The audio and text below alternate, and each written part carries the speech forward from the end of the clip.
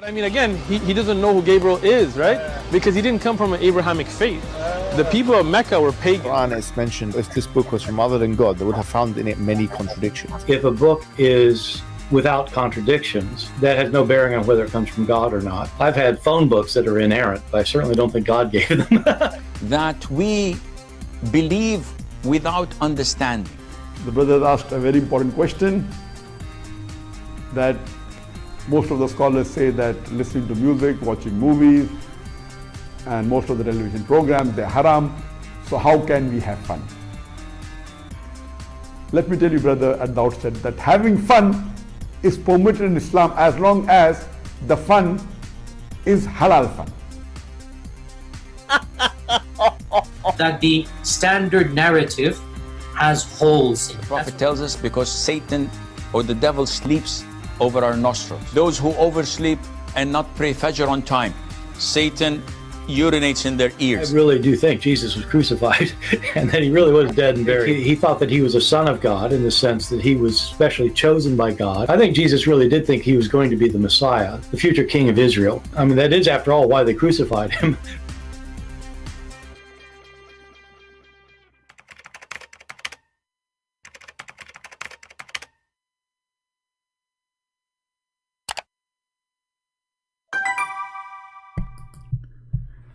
Hello everyone, and peace of Christ to all of you. Please invite your friends and let us have some good time together. As you see, today we are going to celebrate the marriage of Prophet Muhammad to Allah.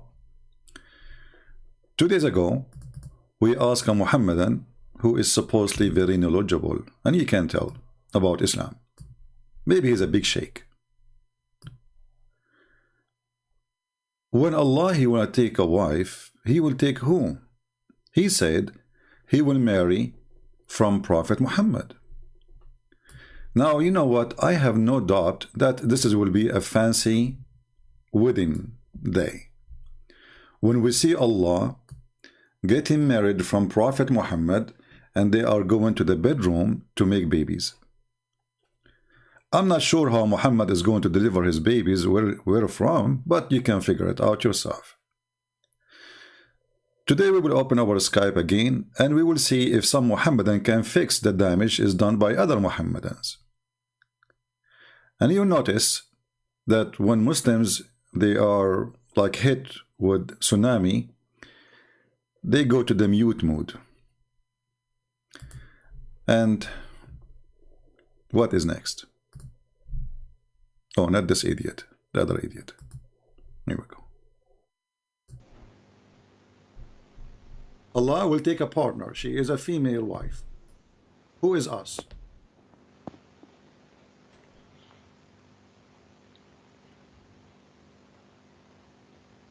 Talk, talk, talk, talk, talk, talk. Tick tock. Tick tock. Tick tock. Tick tick. Tock tock. Taka tak. Still we are waiting. Do you Muslim believe in the Trinity? No. Okay. Do Allah have a cousin? She's a female, she's pretty. Okay. So Allah will now take a wife and he will take us from us. He will take her from us.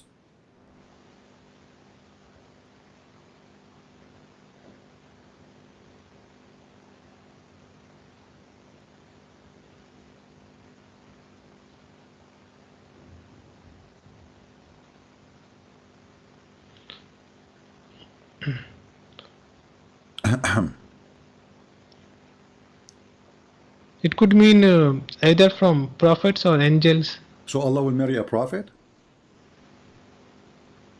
If so Allah will sleep with Muhammad. If no, it is written if, but if is if only, no?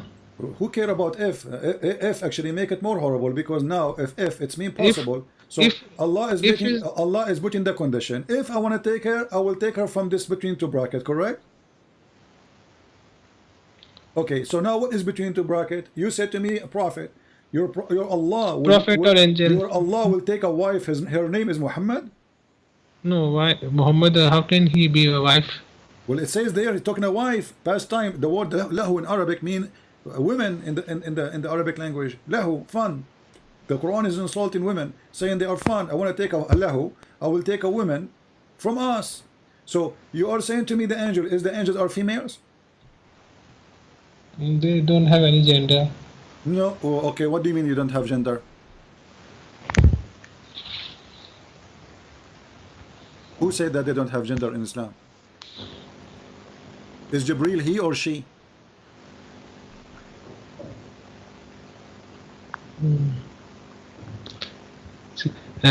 As far as I've heard, that angels do not have gender. Okay, what the Quran says, that the kuffar, they say that the kuffar claim that angels are, you know, females. Kuffar claims, no, but okay, but you are the one who said to me, but it is not the case. But you are the one who just said to me, maybe Allah will take one of the angels. Okay, one of the angels or one of the prophet. One of the women. Is any of the prophets in Islam, they are females? Yes. There's female prophet in Islam? Yes. Name one for me, go ahead. Mother Mary. Who? Maryam. Maryam is a prophet? Yes. She was sent to who? She was a prophet. Really? Prophet Maryam? Yes.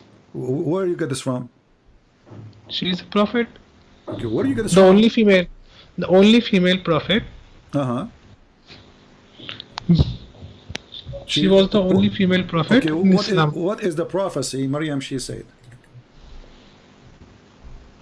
Why do you need a prophecy for a prophet? How you will become a prophet without making a prophecy? So are you saying to me that Allah is saying if you want to marry a woman, he will marry Maryam? Yes, could be. Okay. But in order to marry Maryam, he have to be a human being like her. But the verse says if, and if is not. Doesn't matter, but he is giving you the possibility. Is I saying now, if I want to marry, I will marry, let's say, a woman with dark skin. That's mean I made the condition. That's the only woman I will marry from. If she have a dark skin, okay. That's mean I will not accept anything else. So if here is just about the condition of the kind, but still the kind doesn't make sense.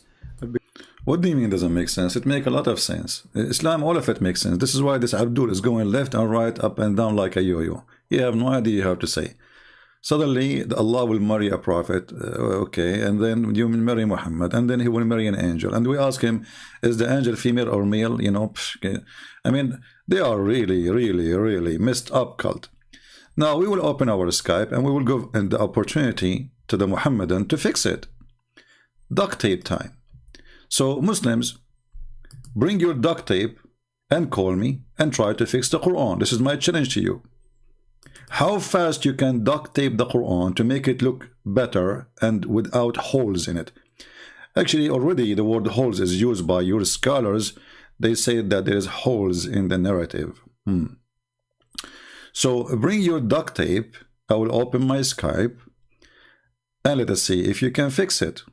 The one who can fix it, he will earn a reward from Allah for duct taping Allah teaching. Alright, my Skype is open. Any Abdul from the Muhammadan cult would like to call us to duct tape the Quran, to duct tape Islam is more than welcome. But as you see, very stupid cult, they have no idea what they are worshipping. And then we have another guy, he called me, I don't know which minute in that video, and this guy, he is all over the place. You know, he have no ideas what Islam is about. And every Muslim, he give you his own idea of Islam. Any Muhammadan would like to call us? I know now it's a Christmas time, people are busy, maybe doing shopping, preparing, you know, to invite family, etc. So I'm not going to keep you really long, maybe only 8 hours, you know. Short video.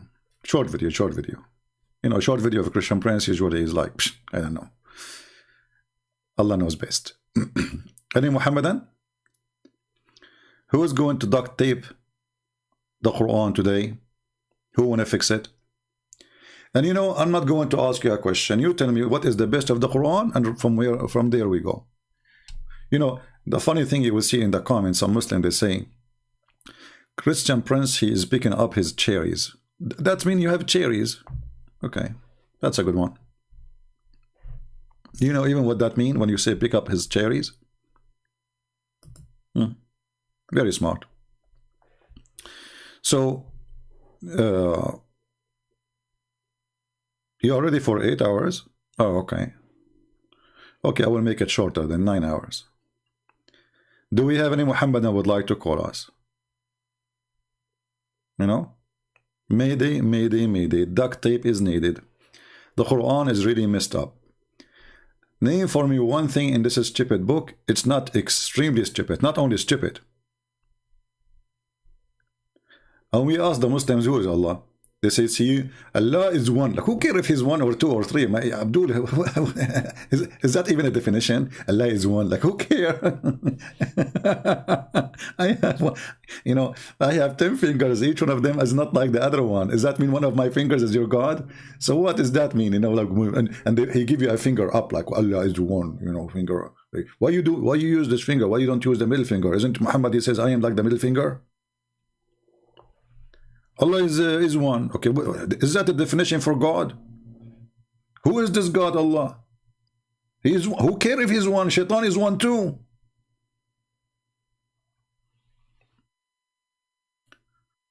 We asked them who is Allah. They say to us, Allah is one. I did not ask you how many Allah you have. And not only that, the other guy, he said Allah will create Allah. Anyone remember which moment in the video so we can play it? Allah will create Allah. We say to him, Allah will marry Allah. What a messed up cult. Allah create Allah. So Allah, you know, brother, decide to create Allah. And then he starts saying the effort to me at the end when they got busted. All right. Do we have any Abdul want to explain to us how Allah make Allah?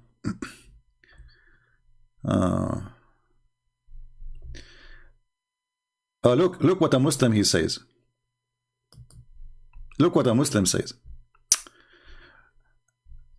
Guys, we have a victim.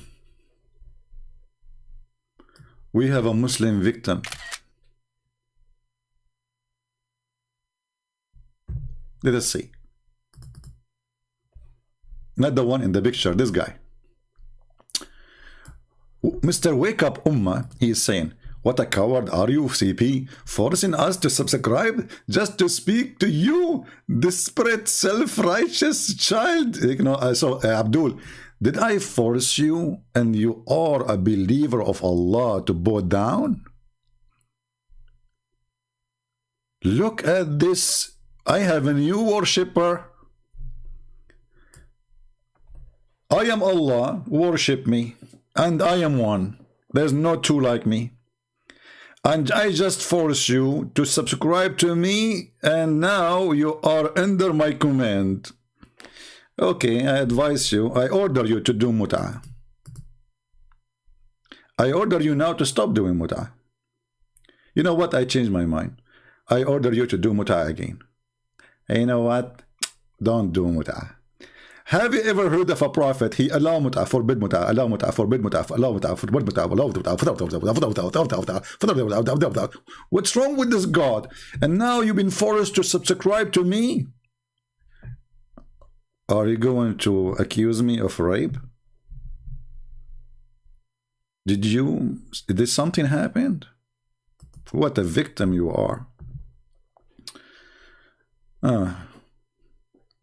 What a coward you are. You force us to subscribe to talk to you. You think, you know, at least I force you just to subscribe. You know, your prophet, you cannot talk to him without paying him. Look at the Quran. Look at the stupid Quran. Muhammad, he will not talk to Muhammadan unless they pay him first.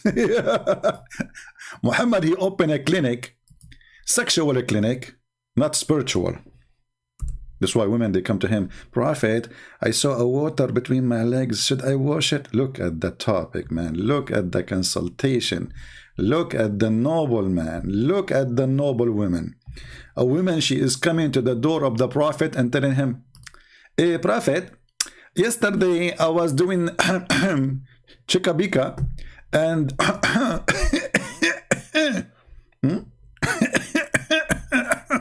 I don't know how many times I need to cough to explain to you, because this need a lot of coughing, you know, with all the details. So, okay, I mean, this is a lot. Yes, because a lot happened in that night. A lot of things happened in that night. So the Prophet of Allah, he didn't force you to subscribe, he forced you to pay in order to ask him a question about what is between your legs. Imagine you are married and your wife, she go to the Prophet. Say, Prophet, yesterday I saw one of my honeys in the bed, like I was thinking about him, and we were doing things like shika bika mika miko kokika, you know, chakamuko Pepsi Cola, Tapola, you know, 7-Up, you know, all the tricks, all the tricks. And the Prophet said, I was it. Look at the question. Look, I mean, this is deep. This woman, she don't know what to do now. She have a liquid there. Wash it, not to wash it. Wash it, not to wash it. Wash it, not to wash it. Wash it, not to wash it. I mean, if you want to understand the idea, put the idea, write it on paper, and put it behind your windshield in the front of your car, and turn the windshield out. Like, wash it, not to wash it. Like, let me make it more understood for you, because most of you are not as smart like us Arab. You know, we are the best mason for all mankind, brother. We are the best in everything. Okay, wash it, not to wash it. Wash it, not to wash it. Wash it, not to wash it. Wash it, not to wash it. Wash it, not to wash it. And then suddenly in the middle of this wash it, not to wash it, bingo, she got an idea. Let me go to the Prophet Muhammad. He is so expert with vagina. This is a prophet of God. This is a religion. Wash it, not to wash it. And what is the wash it? We're talking about what? Washing what exactly? A vagina. Are you there, Mr. Ummah? Are you washing it now or not washing it? You see those Muhammadan, they read those things for centuries, but they nobody notice how stupid is this. And not only this, you will see in the hadith a very, very, very, very, very stupid thing. I mean, things getting weird. The wife of Muhammad, she said to Muhammad, like, what the heck? Women get discharged? Salama, this is the wife of Muhammad, one of his, you know, smiled, like, he. And she said, does a woman get discharged? Wake up, Ummah. Your prophet was doing what exactly in the bed to the point his wife, she never get discharged?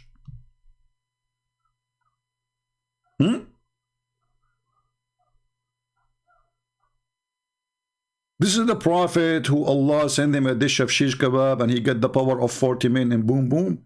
It turned to be that he cannot even make his wife come. So what he was doing exactly?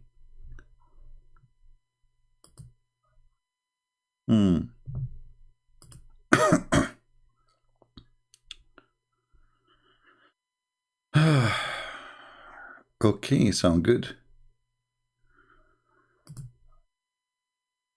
Muhammad not mentioned as a prophet in the Quran because the time when Quran was revealed to Muhammad, it is being spoken to him through Jibreel. So Quran is a form the point of a view of Muhammad. What is that? I don't know. Are you a Muslim or you are just making if you aren't a Muslim, I will block you. If you are a Muslim, text me and I will call you. All right? Yeah. Don't text me in Skype unless you are a Muslim. Only Muslims. Only Muslims. Only Muslims. I don't know how many times I need to repeat that.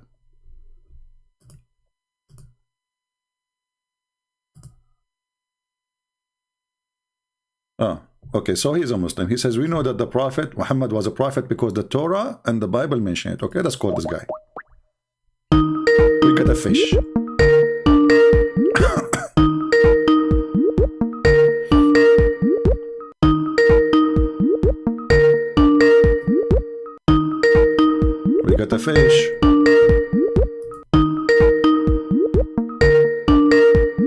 Come on, answer, man. Don't do that.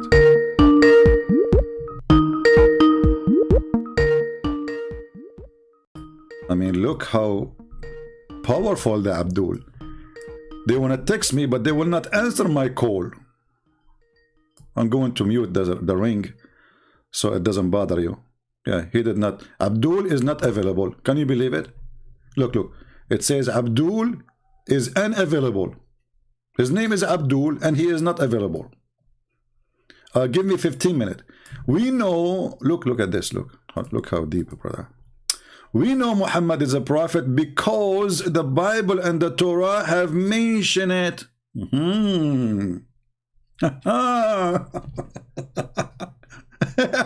So why you follow the Quran, then follow the Torah and follow the Bible?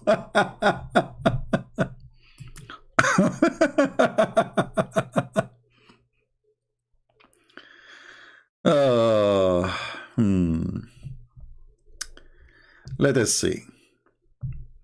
Any Abdul? Anyone?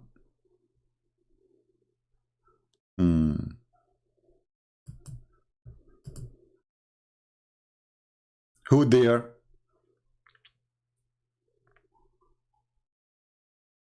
Is my voice coming good?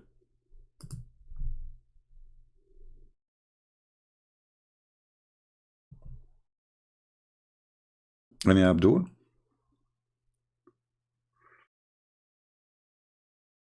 If Muhammad mentioned in the Bible, then you Muslims should follow the Bible, and there's no need for the Quran, and that will not make Muhammad a prophet no more, because that's it. This is the Bible, and the Bible is it's accurate. So who need the Quran? The book of Muta? Anyone?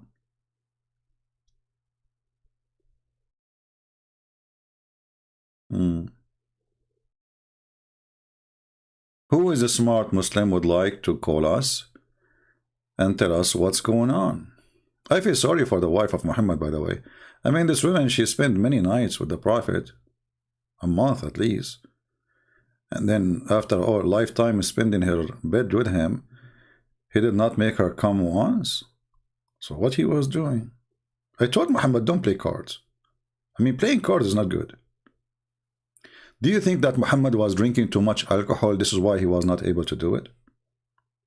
Because I heard drinking alcohol, I saw a video of a Muslim saying drinking alcohol will make your will not function. I think this is what happened. Even Muhammad, he said, I was the most weak person between all mankind, in the boom boom business. The weakest man between all mankind. He did not say the weakest in my town. He said mankind. Look how Muhammad is so fast to get the information. Allah, he did study for him. And Allah, he searched for every private part of a male in the world. And he discovered that his prophet Muhammad, his private part is the weakest. Okay. And then, you know, we find that Muhammad, Allah, he needed to fix him. You know, Muhammad, he have a lot of defect. We have to understand. Like if you go in the hadith here, you will see Allah. If you remember, there's a guy, his name is Jihad. He called me, and I asked him why Allah he need to make a plastic surgery for Prophet Muhammad to install intelligence in his in his testicles. He says because he's low in IQ. Like, what the heck? The Prophet is low in the IQ?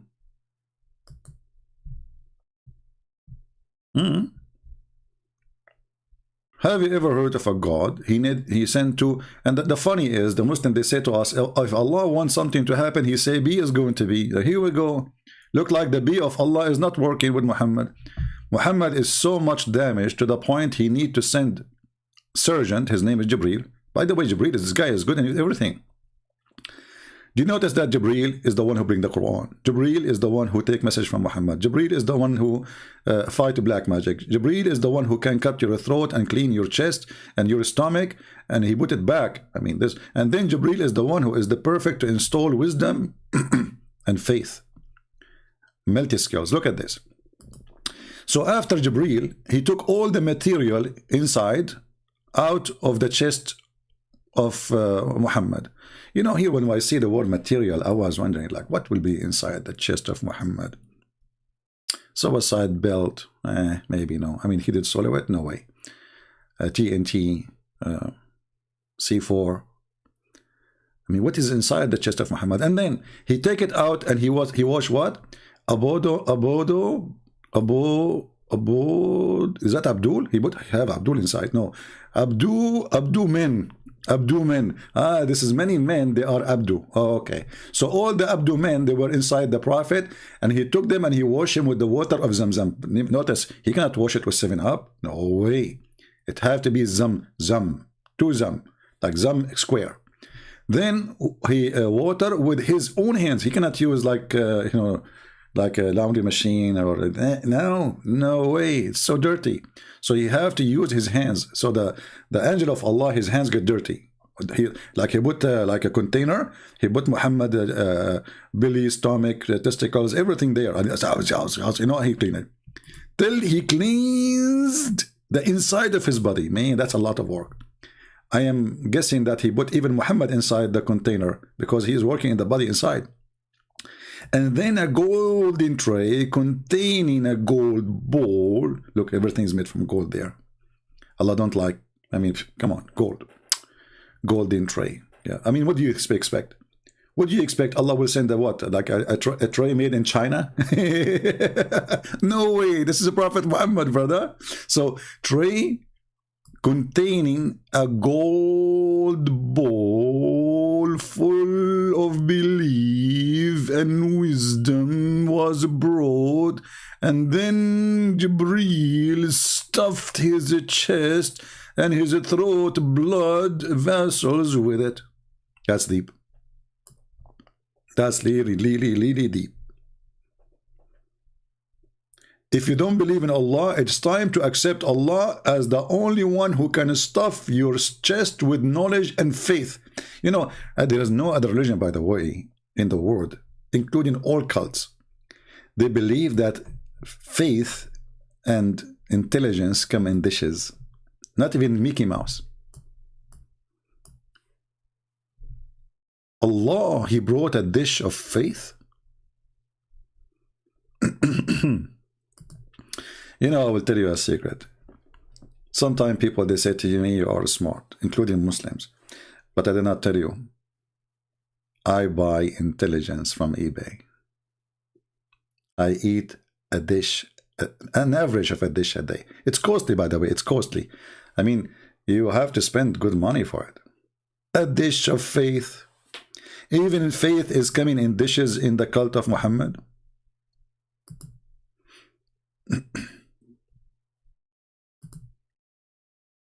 Any Muhammadan? What kind of God? Okay, Muhammad is stupid, we got the point. So Allah and Muhammad faith is 0. Okay, Allah will increase his faith. Is that how you do increase faith and you are God? You send a dish of faith? And remember, Muhammad, he said this is story after the surgery. So now after he became smarter, way smarter. So Muhammad before the surgery was so dumb. And Muhammad after the surgery is still so dumb. Nothing changed because he told this story after the surgery. So after they fix his intelligence, he is still so stupid to mention such a story.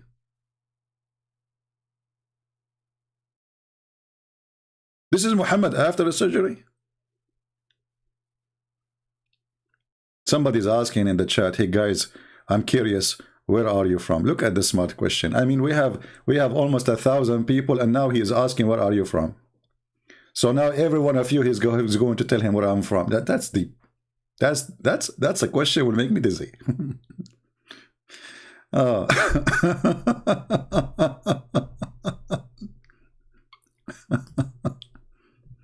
Hey guys, where are you from? I will do that in the movie. I will go to the movie and like the state 2000, you know, people will come in to watch the movie and they will say, hey guys, where are you from? This reminds me of my cousin. He went to the movie but he did not watch it. He came out. We said to him, you know, Abdul, my cousin, what happened in the movie? He said, oh, by the time I finished saying assalamu alaikum and shaking hands, the movie was over. Okay. Yeah. Do we have any Abdul? Do we have any Abdul?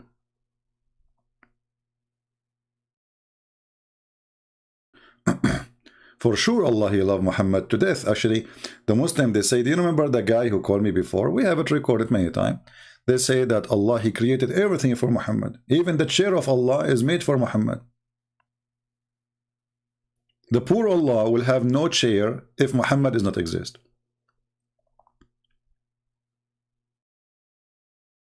Any Abdul?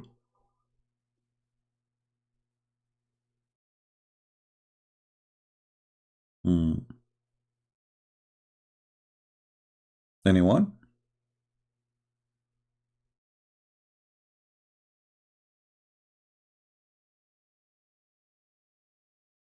Any Muslim?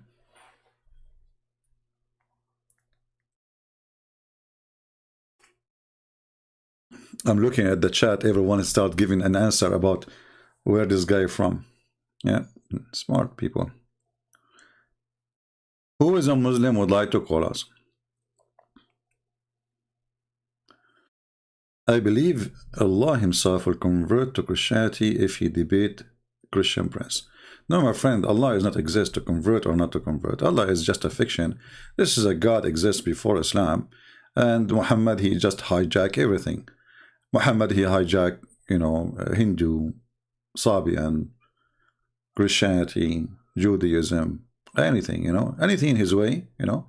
Yeah, even Alexander the Great, he became a prophet in Islam. Even Alexander the Great, he have a section in the Quran. You know, who is the one who gave Alexander the Great wisdom? Allah. Who is the one who stopped Gog and Magog to come and conquer the earth? Alexander the Great. Who is the one who sponsored that idea? Allah.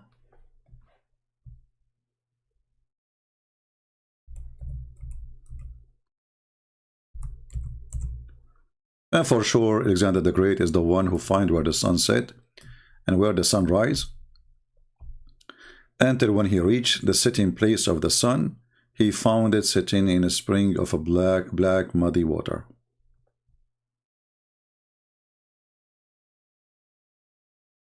Any Abdul? And by the way, the racist Muhammad, he taught his people that the people of Gog and Magog, which they are not a human, they are kind of evil, supposedly, or even the one who believe that they are a human.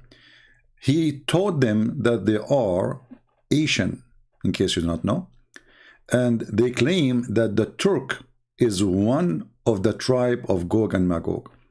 The reason Allah did not put a wall in the front of the Turk, because at that time they were not a threat. At that time. And if a Muslim, he dare to say I'm lying, call me and I will show you the reference. Anyone?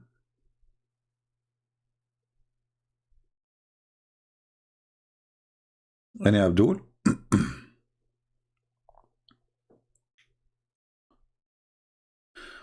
What is your opinion about the theory that Muhammad never been exist? My friend, those are there is people they say too that Jesus doesn't exist too. So that's not my specialty, because for me here I debate with people who believe he exists.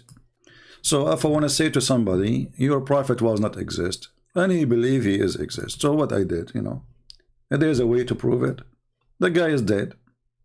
If there's a way to open his grave, no. So this is not really not a way to win an argument. He exists, he does not exist. That will not make any difference.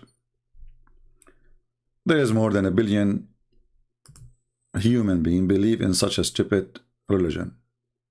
This is what exists. What is beyond that is not my business. Anyone? Some Abdu want to call me. Well, my Skype is open and nobody is calling.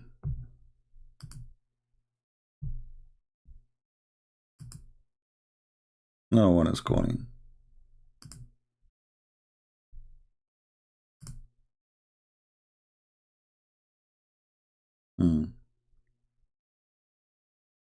Text me, please, and I will call you.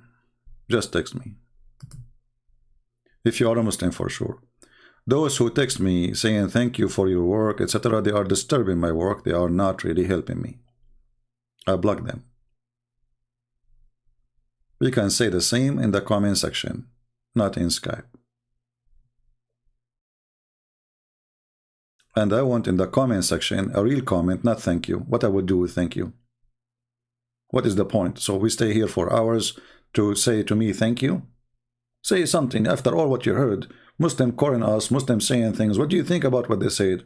So this thank you is just you know, like somebody you know, like walking by, he is shy to say nothing, so he say thank you. I don't want it.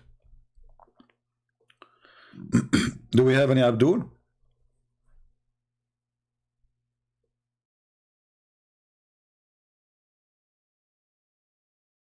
Any Muhammadan?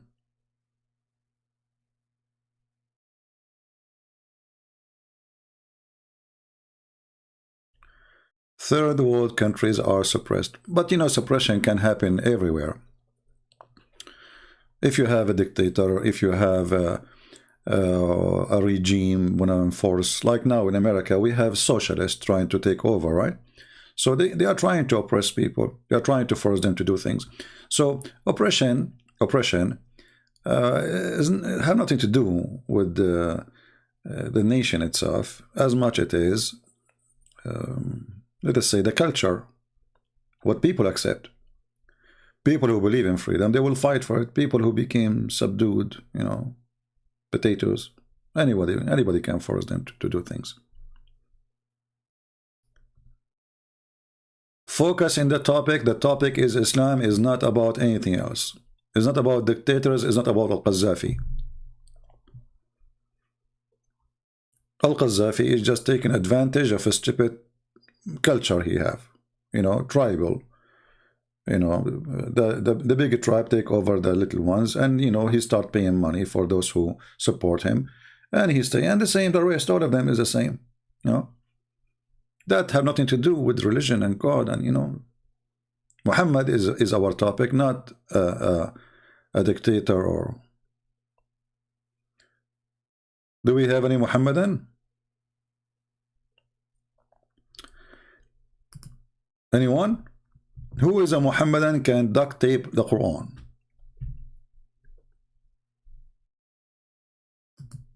Who is a Muhammadan can fix the Quran? Okay, who is a Muhammadan can prove that the Quran do not need fixing?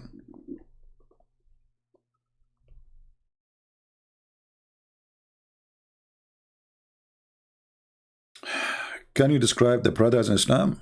I do not need to describe it. Allah describe it. By the way, I don't want to forget to mention that we will have our channel, which is going to study the Bible tomorrow. Tomorrow, we will start our first episode, studying the Bible. So if you like to join us, but there, we will not allow anyone to speak about Islam. Nothing, zero. It have to be very clean language. Anyone who posts something in the chat is not right. This is Bible channel. We will block you immediately. It doesn't matter who you are. There's no debate, because debating will bring me to, if a Muslim call me to debate, then I will mention muta, and I will mention etc., and then I will mention etc., and then we'll find we, instead of having a Bible study, we end having again a filthy study. You want to debate me? Here we go. I'm here. I stay many hours. Call me. There, no debate.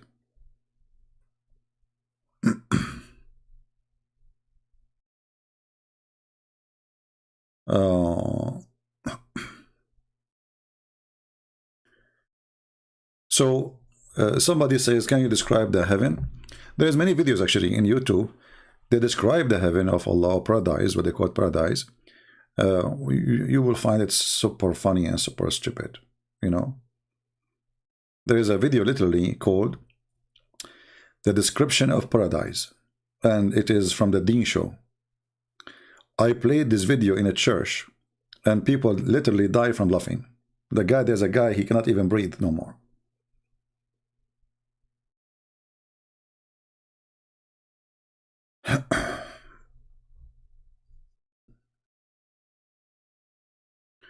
My friend, Muslims, you see, I don't blame Muslims if they support their cult with lies. Because if the cult is a lie and full of, look what we're talking about duct tape, right? So why a believer would need to duct tape unless he is a liar following a liar? Like when David Wood asked Mimi Hijab, your God Allah have hands and body part, he said, who said so? Duct tape. There's millions of videos in YouTube from Muslim sheikhs saying Allah have hands, including Zakir Naik, all of them. Allah have hands, Allah have eyes, Allah have foot, Allah have shin, and then the answer, who said so? Very simple, right?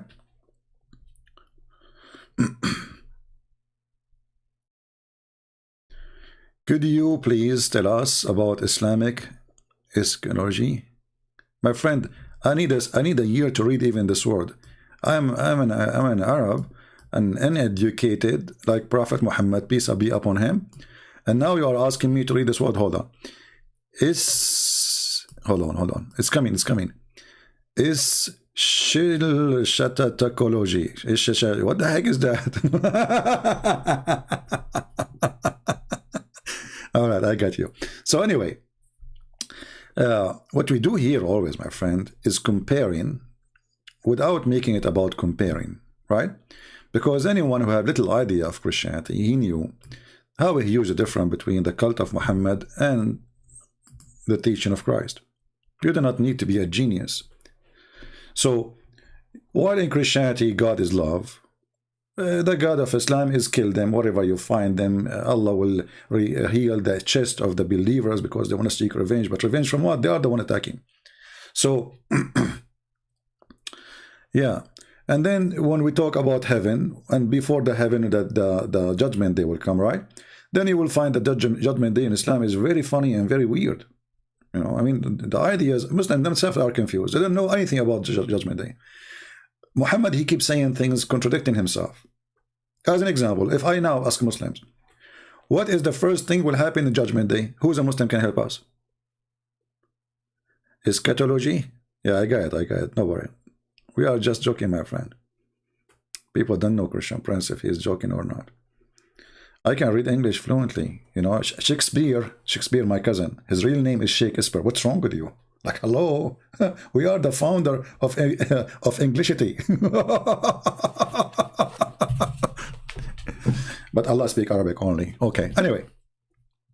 So, if you ask Muslim right now, how the judgment day work in Islam? What is the first thing will happen in Islam? In judgment day. Actually, there's a Jew, he came to Muhammad. Supposedly he's a Jew.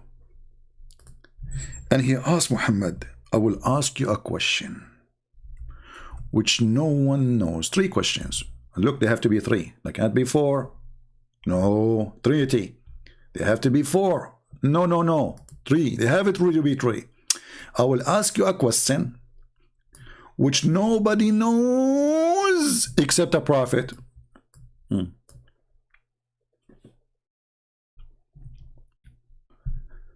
This is Al-Bukhari, so they cannot say it's weak. So the guy, he said to him, Abdullah ibn Salam, he says, I am going to ask you about 3 things which only a prophet can answer. Look at the quiz. Man, there's a quiz of a prophethood now. What is the first sign of the hour? Okay, that's a good one. What is the first food which people in paradise will eat? Like, what the heck? What food? First food? What does a child attract similarity to his father or his mother, which means why he look like female or male or even look. The Prophet reply, Jibreel has just now informed me that Ibn Salam, he says, Jibreel, the enemy of the Jews. Jibreel is the enemy of the Jews, Muslims. Jibreel is the enemy of the Jews. Why? Jibreel is the enemy of the, look, Jibreel, the enemy of the Jews. That's deep. That's alone the story. Jibreel, the enemy of the Jews among the angels. The Prophet says, as for the first sign of the hour, okay, it will be a fire that will collect the people from the east to the west. So guys, what is the first sign? What is the first sign? A fire will collect people from the east to the west. Okay. What about north and south? No. Go to different hadith.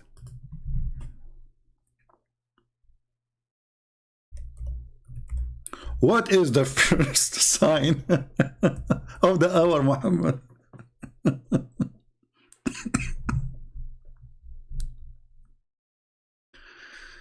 Let us see.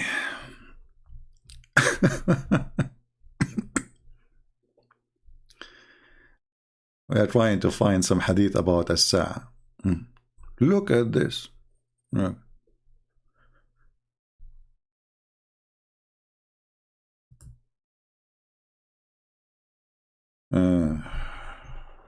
Remember, this is the first sign of the hour. The first sign. The other question was, what is the first sign? Look what Muhammad says here. Allah Messenger says, the hour will not be established till the sun rise from the west.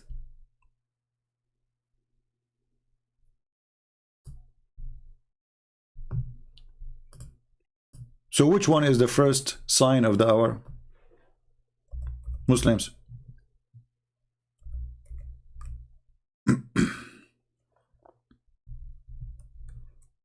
Any Abdul can help us? Different hadith. Muhammad, he changed his mind.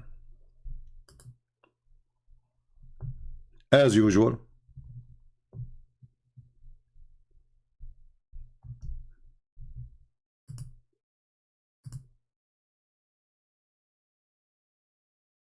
Let us see.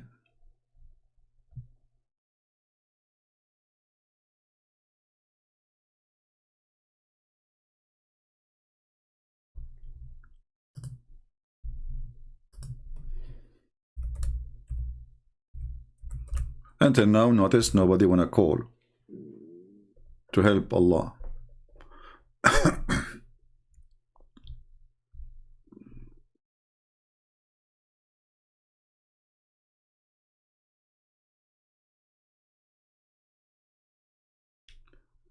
All of those is about the signs of the judgment day, but we want to go. I think there's a Muslim trying to call. Let us see with this. Take a Muslim.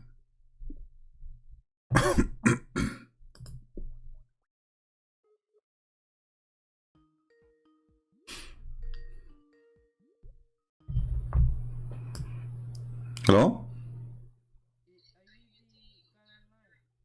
What? You are what? Hello? Hello? Are you there? Are you there? Hello. Yes? Can you hear me? Yes, I hear you. You are live on air. Maybe this guy, he don't hear me. I don't know. Do you hear me?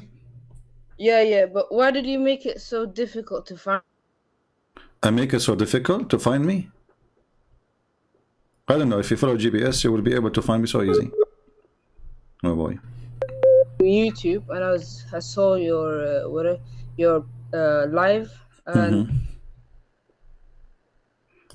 Your voice is cutting, my friend. I cannot understand anything.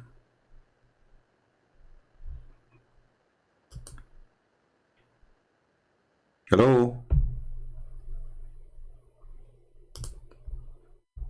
Are you there?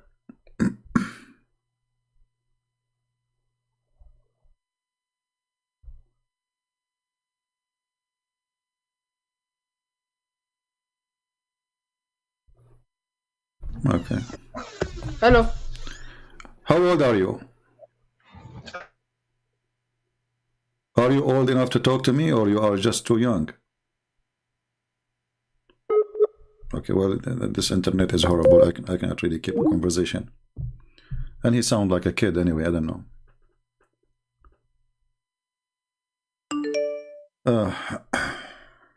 He's trying to call again.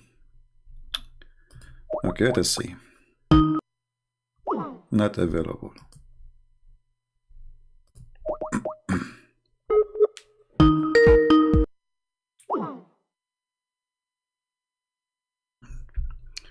All right, well, I'm trying to give a chance to everybody, but as you see, one of the false promises of Muhammad about the judgment day, that the Gog and Magog and the false, the Dajjal, and those, both of them, they will exist in his time. Muhammad in his time, he claimed that the Gog of Magog, people or creatures, they open little hole in the wall to come, and he was scared. So supposedly they are coming in his time and nothing happened. And then about Ad-Dajjal, you know the story of Al-Jassasa, where supposedly Muhammad told the people about a group of Muslims. They went to an island and they found the Antichrist there. You know, this guy keep calling me. Let us call him.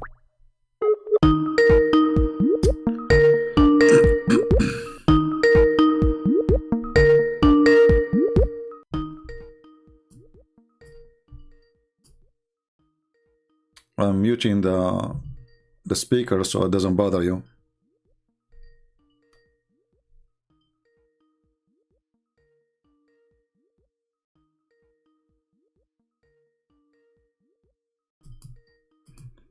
Okay, that's not working. We're wasting time. If any Muslim would like to call us, please feel free. So one of the lies of Muhammad, that the Dajjal will be from the signs of the judgment, the hour, the judgment day. And this Dajjal is the Antichrist, is the false Messiah. But in the same time, he claimed that this man, he was existing his time, and he was in an island, and he was chained. And he is coming very soon. And this guy, he keep calling me. Okay, let's give him a chance. I mean, I don't know. I called him many times, still it's not working. He's asking me, do you want to debate? No. Hello? Yeah, I hear you now. Go ahead. How old are you, my friend? Are you old enough or you are too young? How old? Are you like a grown man or you're what?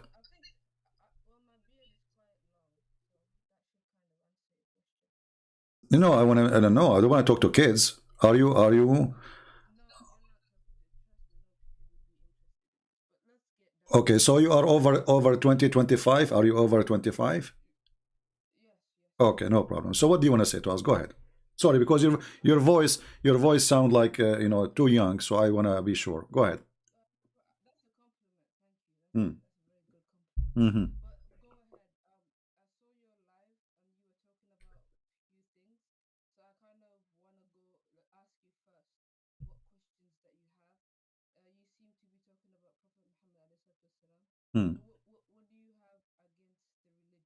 Well, I don't know. You just said to me, you just said to me, he's a prophet.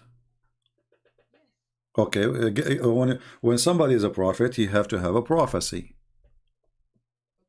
Okay, I have the Quran in front of me. Show me the prophecies of your prophet.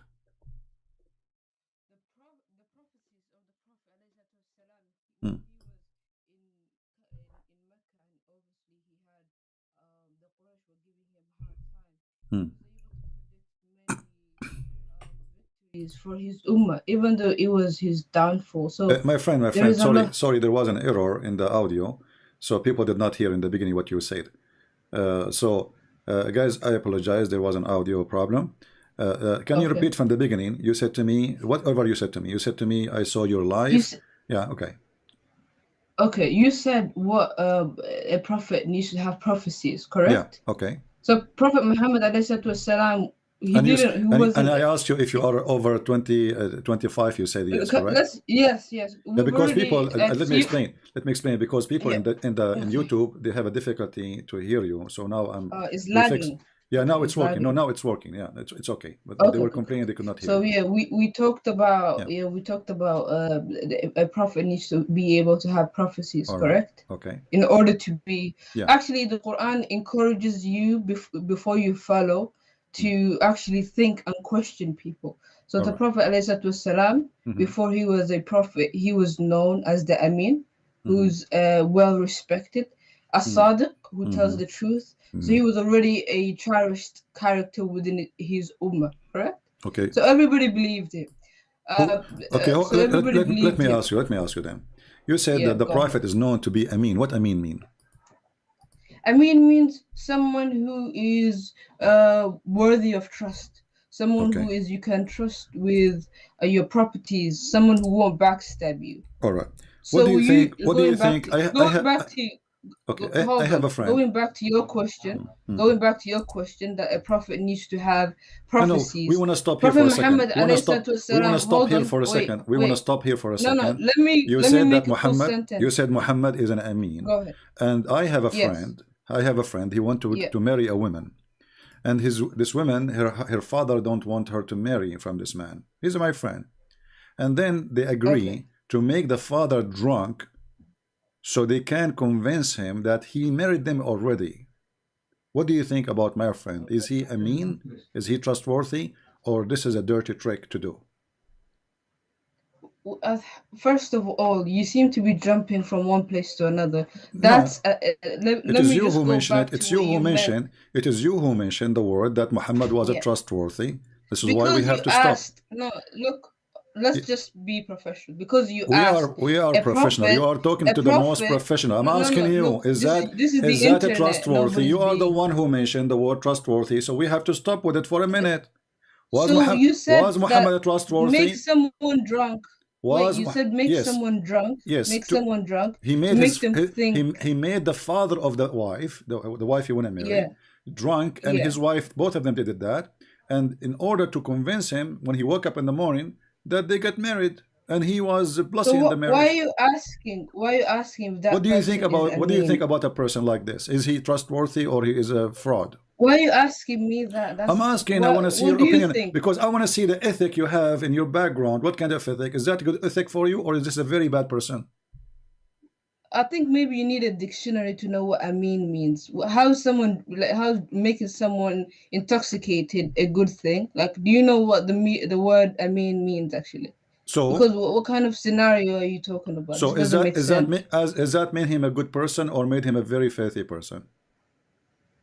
I think that's for you to answer, because you don't know what Amin is. I'm asking you, help me. You made someone, my friend, help me. You made someone intoxicated, unaware of their surroundings, because that's what alcohol does. It makes you loose. It makes you not fully cognitive. Okay. So how is tricking somebody? I mean, like, what? Why are you asking me that? So he is not wrong. Okay. So you are saying to me this is not trustworthy person, correct? He's bad. Go ahead. Yeah. Okay, he agree. Well, this is what your prophet did. This is the Sirah. This is a Sirah Nabawiyya, Ibn Hisham. This is volume number 1 and page number 239. And this is the chapter name Imtihanu Khadija Burhanul Wahi. I'm guessing maybe you speak Arabic. Do you? Yeah. Okay. Yes. Read for me. As long as you speak Arabic, I want you to read. I put it for you on the screen. You read and you translate. Go ahead. I'm not looking at your live right now. You need to look. You need to look so you can read. Do you want me to give you the Go ahead, you read it. You read it out loud. I'll listen. No, I want you to read it and you translate. Look, right now I'm not close to it, so go ahead, you read and My I friend, listen. It open the doesn't really YouTube. matter, does it? Just be sure it's muted. Read for us what is in the screen, please. Go ahead, you read. I'll listen. Are you going to read or not? Go ahead. You will No, not read? I'm not gonna read. Go ahead, read. No. I'll listen. What if I give you the link and you read from there? Just That read. excuse. Why is that so long? Just Because read. you claim you speak Arabic. I want to see how you Look, speak Arabic. Do you speak Arabic? Look, just Look, read it. I'll listen. Do you There's speak no Arabic? need. Do you speak Arabic or not? I'm not gonna read. Okay, I'm going to read in Arabic. I'm going to read in Arabic and you translate. Is that fine? Go ahead, no problem. Okay. Sorry, this is not the hadith I want to mention. By mistake, I opened this one. Okay, hold on. Okay. Okay, give me a second.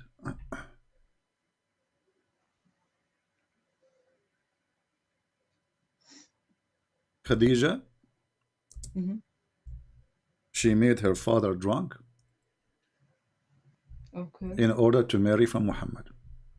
And Muhammad, he have no problem with that. Let us see. And I will open a trustworthy source. So Muslims, which is what? Which is your Islamic books, Islamic books, Islamic books, you know. What book is it? You will see. No, tell me, what book is it? You will see. Tell us the source and everything. Sure, I will show you. Always I show the source. We will never mention something without the source. Good to know. A reliable source as well. Sure, it have to be. Yeah. Okay.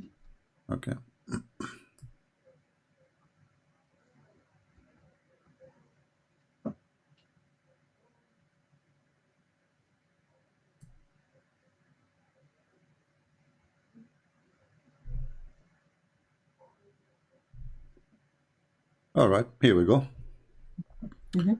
This is the book of Musnad Ahmad, Musnad al-Imam Ahmad, volume number 1, page number 312, which means 312.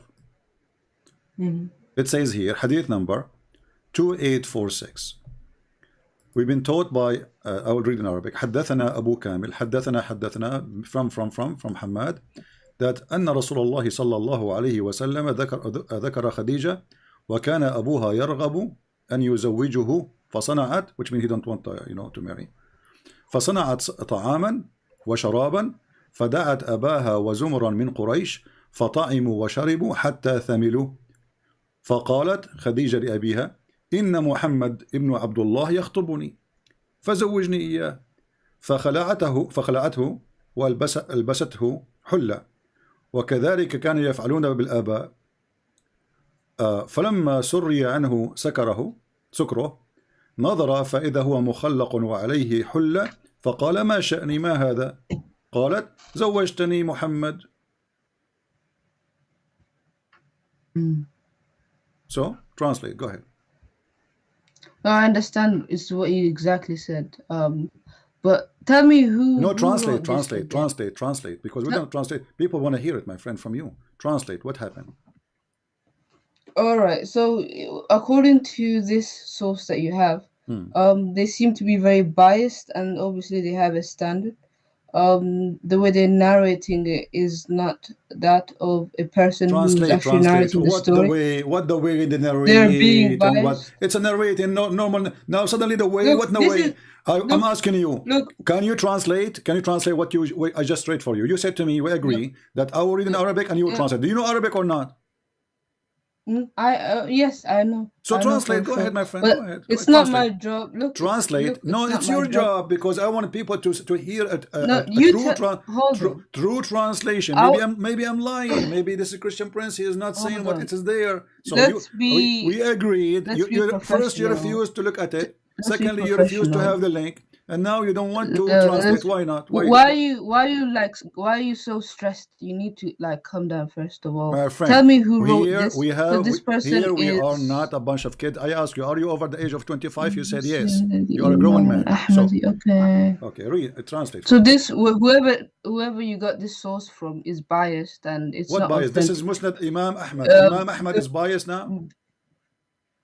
The way you're writing it's not correct. and who are you to say not correct? You are the one who said to me, give me the source. It have to be a reliable source. Here we go. This is your Islamic website. It's not reliable. This is Musnad al-Imam Ahmad. Al-Imam Ahmad is not reliable now? Yeah, it's not reliable. Oh, this so doesn't make he's any a Jew. sense. He's a Jew. No.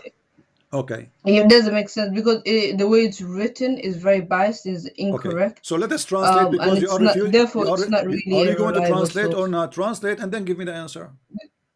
These are your views. You can go ahead and translate. What my view? What view? I did not say any view. I did not say any view. I'm asking you your view. No, this is not valid. I'm asking you your view. Valid. Who are you to say it's valid or not?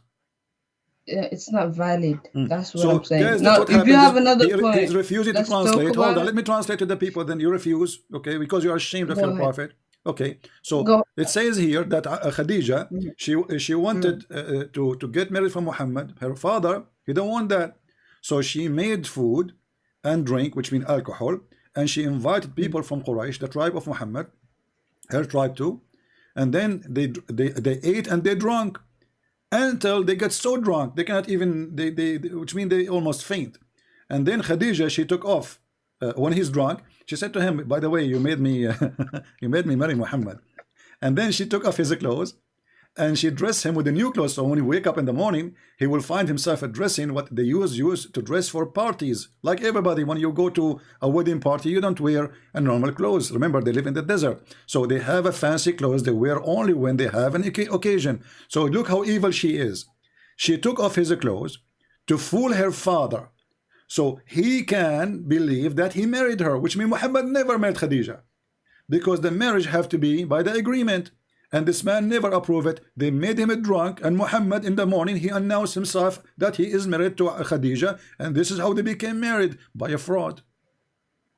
Your words. I think you're very brainwashed, and I think that the sea of information is there, and if everybody is responsible for their whatever information that they collect. Okay, so you believe me, what you want to believe. My friend, this is your belief. This is your belief. This is your belief. This is your religion. Imam Ahmad is not a Christian Imam. No, look, Imam it's wrong. What you're saying doesn't. You have no solid foundation. This is incorrect information. Anybody on the internet can write anything. How you know? You never heard this before. You never heard this before. You just now you're surprised, and now suddenly you are an expert who knows that this is not valid. It is. It's not correct. But you never heard this before. How you can be sure? I'm showing you. This is your Islamic website. Abdul, listen. This is your Islamic website. This is the book of Musnad Imam Ahmad. This is the hadith number. This is the volume number. This is the page number. Volume number 1, page number 312, and the hadith number is 2846. And the Imam is Musnad Imam Ahmad. So you are saying to me this is not valid? Who are you? Yeah, no, you're incorrectly saying it, and so it's what wrong. we discover, it doesn't even make sense. What we discover. Do you have any other kind of point? Because this is wrong. What you believing is okay. Let us talk about something else. Let us talk about something else then. If a man he go to the house of his son, and he flirt with the wife, is he a good? Is he a mean? Is he a good person? If it what? Explain yourself. If your father, with my respect, your father, I'm not trying to insult, okay? He come to your house, and he flirt with your wife when she was alone. Is that a good, trustworthy man? No, it's not. And here you go. Is that lawful in Islam? Is that lawful in Islam? Is that lawful in Islam? Is that lawful in Islam? Oh no, you're not allowed to go near someone else's wife. If a person he flirt with married women, is he going to go to heaven or to hell? He's going to be judged. He's going to be judged, so he's not a good person, right? Yeah. Okay. Well, this is exactly what your prophet did. He went to the house of his own son, Zayd, by adoption, and he flirted with the wife when the husband is not there. Okay, what's your evidence? He told her, yeah. Praise be to Allah, the one who made my heart flip for you. You are the one who said, okay, yeah, here we go. Yeah.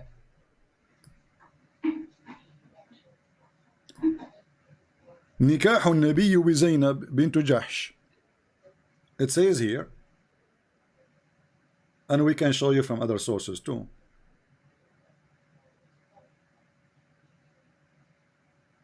فجاء زيد إلى منزله sorry, let's go from the beginning. جاء رسول الله صلى الله عليه وسلم بيت زيد بن حارثة يطلبه وكان زيد إنما يقال له زيد بن محمد.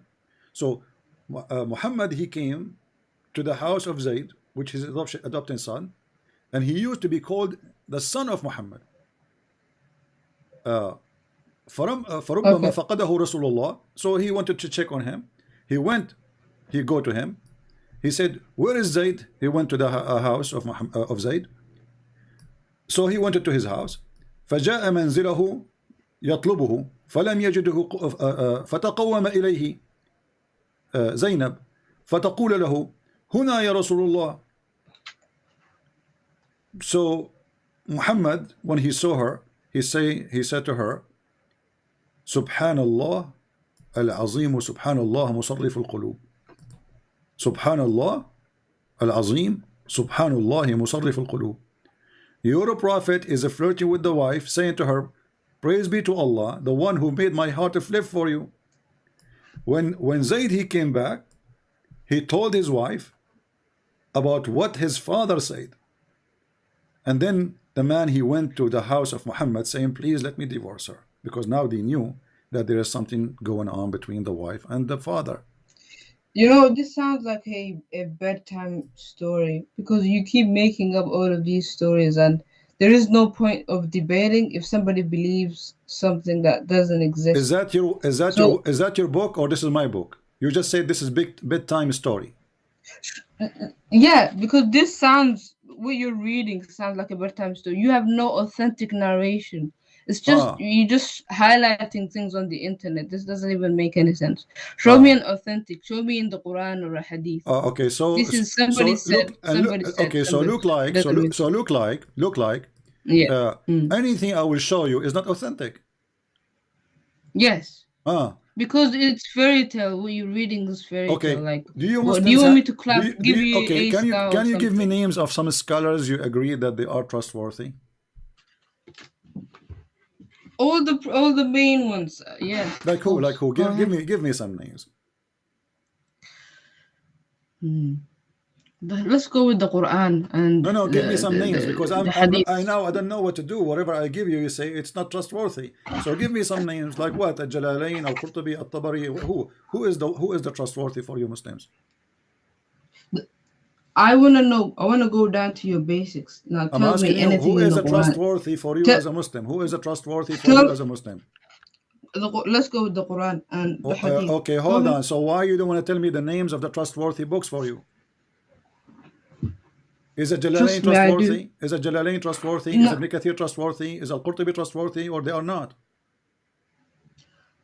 Why are you running away from the Quran? We are not. You go with the Quran. We are not. You are saying to me trustworthy. Go ahead. So no, are you a Quran only? Are you a Quran only? Are you a Quran only? I gave you space. Are you a Quran only? I gave you space. My friend, are you a Quran only? I gave you space. Are you a Quran so what you need? Do you believe only in the Quran, or you don't believe in the Hadith too? Oh, I believe in the Quran and the Hadith as well. Okay, so we are showing you the Hadith. So we are showing you the Hadith written about your Prophet. Okay.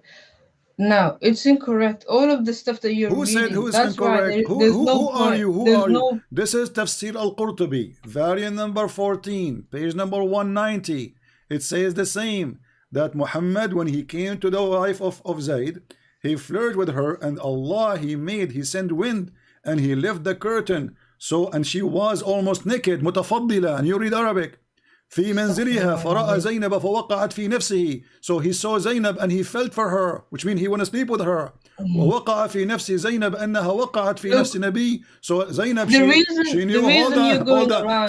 So you are saying to me, Al-Qurtubi, who is the biggest scholar in Islam, is lying about your Prophet. Look, you're running around not talking about the actual Quran, which you can't find any mistake. This is the interpretation of the Quran. This is the interpretation of the Quran. This is the interpretation of the Quran. Yeah. Interpretation of the Quran. Okay, but they are telling the story behind the verse.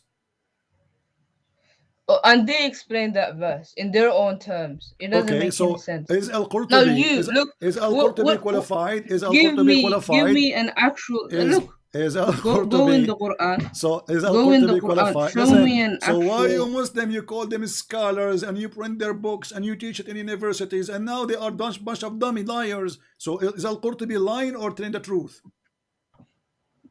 Go on the Quran. There's no point debating, honestly. Go on the Quran. And let's talk so now you don't want to read your books. Now you deny all your books. Anything I will show you, you don't accept.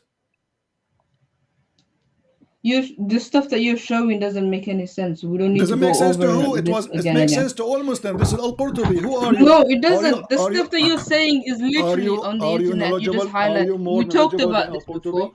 You're avoiding the big topic, which is the Quran. If you want to talk about the Quran, you're more than welcome to. Get me verses from the Quran. So don't lie to me. Don't lie and let's talk about the hadith. So don't lie and say that Muhammad was a trustworthy. These books. I stop here. Remember, I that stop you're here. Bringing don't make any sense. Here because you said Muhammad is trustworthy, so you lied to us. He's not. Nobody's lying. What you're reading is incorrect. You can't false accuse I want somebody. you to fix it. Is it incorrect or it's a lie? Sorry, what? Is it incorrect or it's a lie? About what? About Muhammad flirting with the wife of his son. It's incorrect. What does that mean? Is it a lie? Is it a lie or no?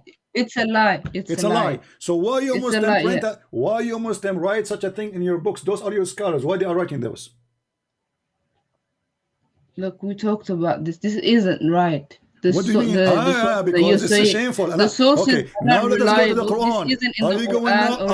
Are you going now to accept the Quran or not? Let us go to the Quran. No, it's in the Quran too. It's in the Quran too. Read with me. In chapter 33 in the Quran. Bring it up. Muhammad Zayd, he go back after he heard that his wife been flirted with the father. Hey, listen. Look, go on the Quran. Show me the exact verse. Read it out loud. Chapter 33, verse number 37. Go and read it. Read it. You read it. I'll listen to you. Go ahead. I'm losing my voice. You read it for me. Can't you tell? I'm shouting. You read it. No, you like. My friend, you are the Muslim. What's wrong with you? Do I have to read everything for you? Read at least. Are you wasting the opportunity to read to the kuffar the Quran? I'm giving you the honor to read the book.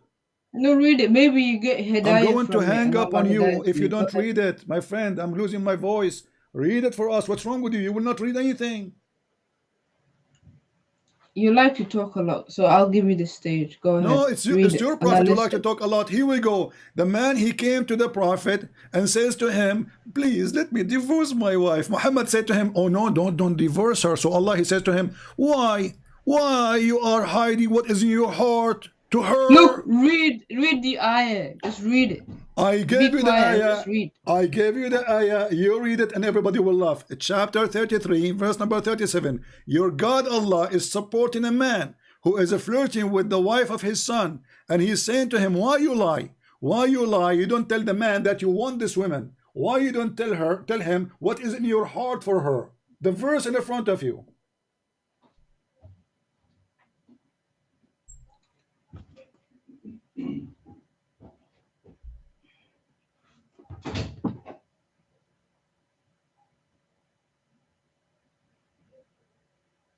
Did you rest your voice now? I'm waiting for you to read. You said you are over 25 years old, right? Speak as a man. Come on. Go ahead, just read. Listen. You read. You are a potato now. You are being smoked before we start even debating. We did not debate yet. There's no point debating. The first game you said, I don't accept those hadith. One after one. I don't accept those sources. One after one. And now we are showing you Quran, still you don't want to read it.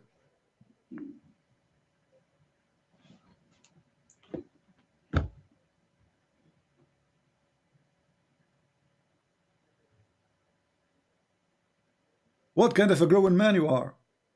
Ashamed of reading his own Quran. Hello? Yeah. Prove to me that you are a growing man. And read. What? Read. You. I listen to you reading. Go ahead, read. I do not know how to read. I'm like your prophet, illiterate. You You just said you're gonna read it. Go ahead. Well, read. There's no point doing Jibril, this. he squeezed me, and I forgot how to read again. He squeezed me to activate me once, and then second, and then the third time I forgot again how to read. You read it. Go ahead. Are you ashamed of your Quran? I'm ashamed to be talking to you, honestly, because it seems like I know, because now it's recorded, and everybody will laugh at you.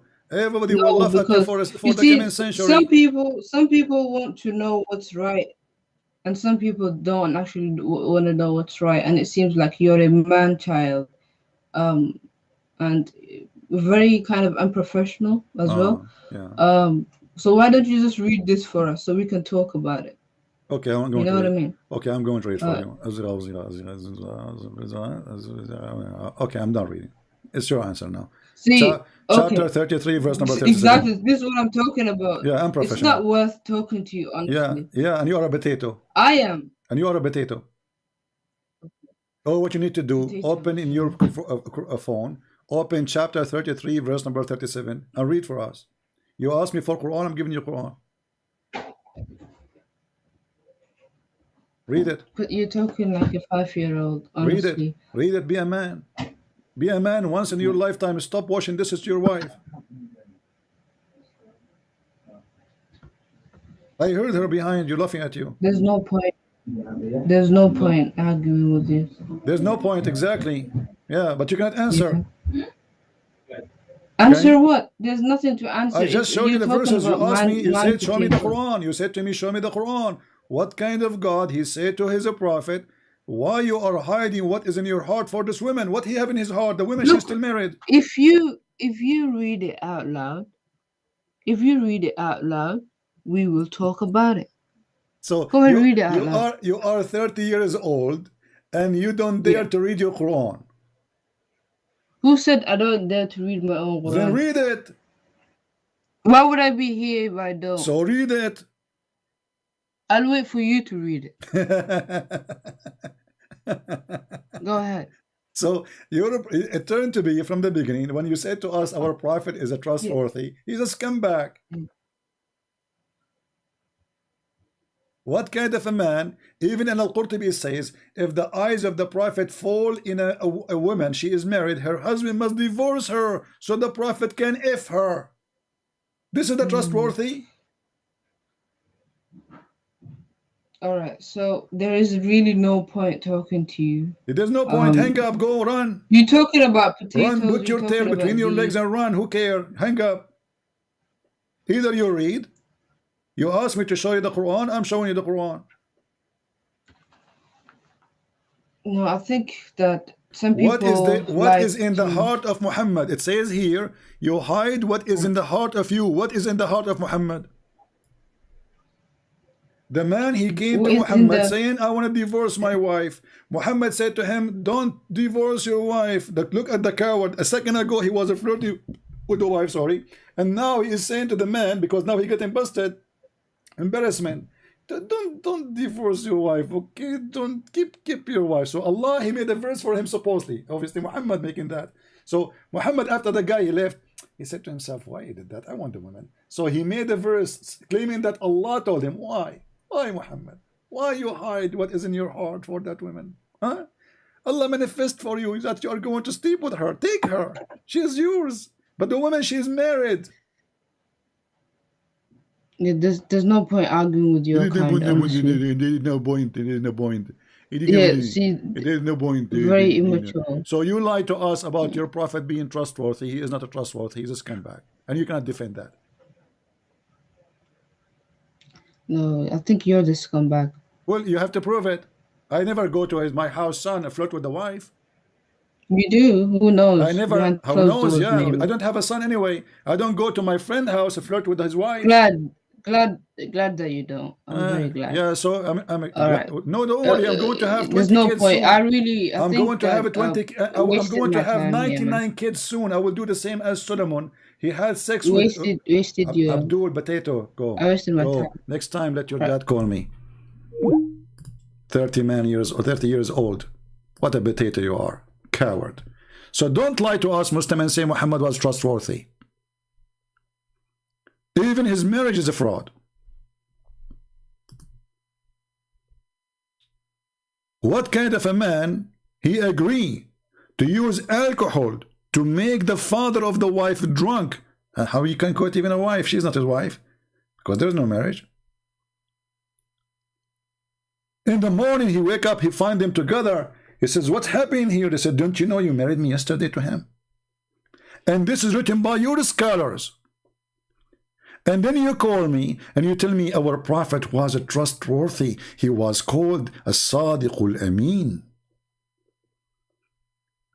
the honest, the trustworthy. Yeah, right. He is very trustworthy.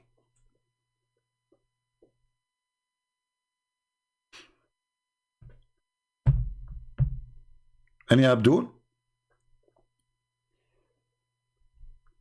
Actually, he have a name of a female. I don't know. This is female or male. Maybe he's using a female account. I'm not sure. So what happened to this Muslim? He got shocked with the lies they told him about Muhammad, the amazing guy. And then he found that was a prophet. He cannot be trusted to enter his house. Can we even trust Muhammad to be with a child?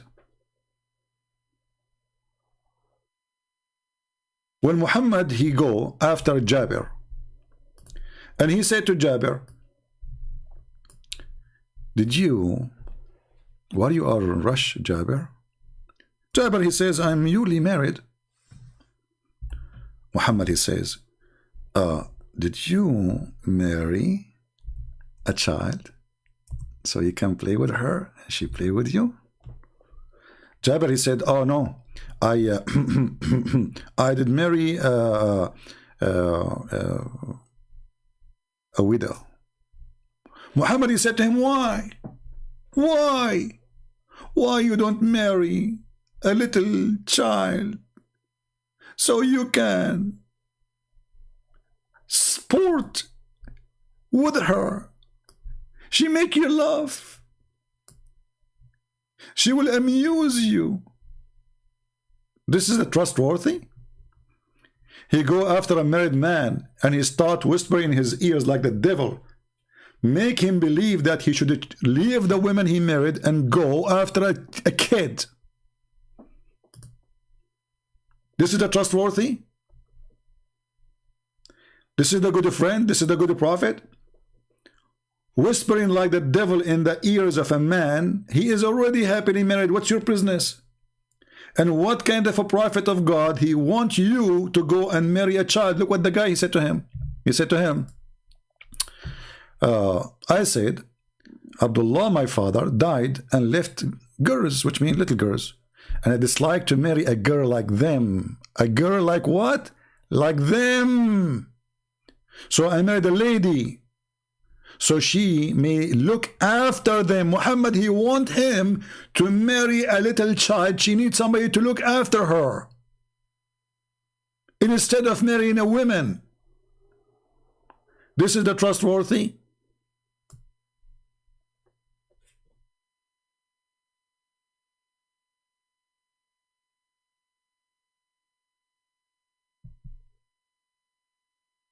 How are you doing, Mr. Mahdi? Why you don't call me Mahdi? We have Mahdi. He became a prophet suddenly. The world is ending soon. Well, you're a prophet. He said that long time ago and nothing happened.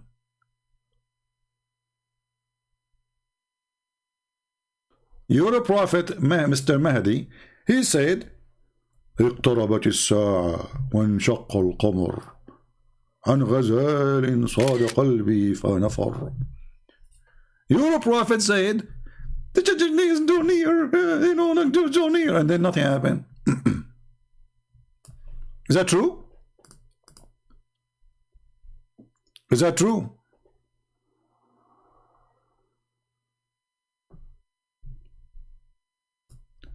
The judgment day started in the time of Muhammad according to Muhammad.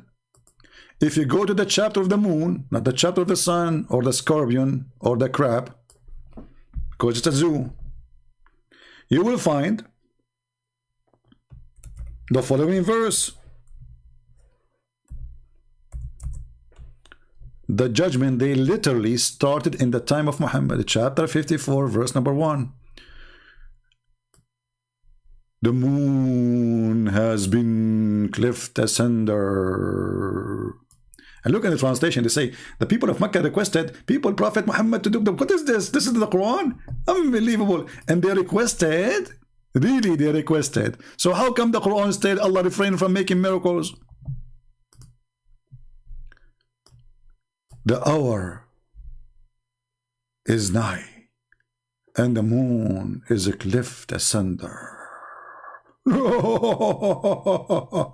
And okay, this is 1400 years ago. So the judgment, they started already. Your prophet lied. Who's next? Remember, when you say something to me, anything you say, I will stop you to investigate. I am not David Wood.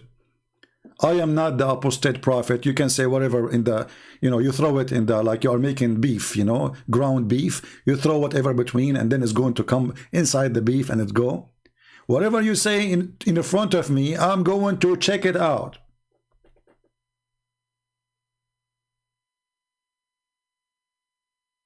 I am not like those who will let you through some lies between.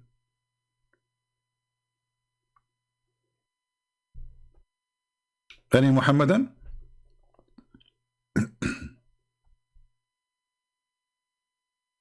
Is that a false prophecy or this true prophecy? And Allah, and who is the one who split the moon? And did Allah make a verse, I glued the moon again? Because the word split mean it became two pieces, literally separated. So did Allah make a miracle and glue the moon again?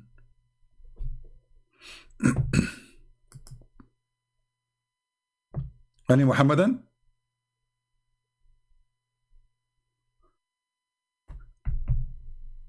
Anyone? Who is next?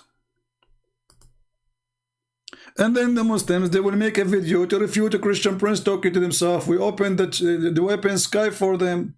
Call me, prove me wrong. Here we go, a bunch of potatoes. This hadith is not true because it doesn't make sense. So if it's not true and it doesn't make sense and it's not right, why you Muslim have it in your books? Isn't it weird? This hadith, brother, obviously is a fabrication. It's da'if. Anything is embarrassing is da'if. And da'if, by the way, is accepted. This is why Sheikh Hamza, he said, the da'if hadith is a weak hadith is a weak argument. Go watch his video. He said weak hadith is a weak argument. Yeah, and he was trying to use the duct tape by saying this is da'if and this is not accepted and this doesn't make sense and this is not right and this is duct tape. Here we go. We asked them to not to use the duct tape too much, but they cannot resist the temptation of duct tape power. But you cannot use duct tape with me.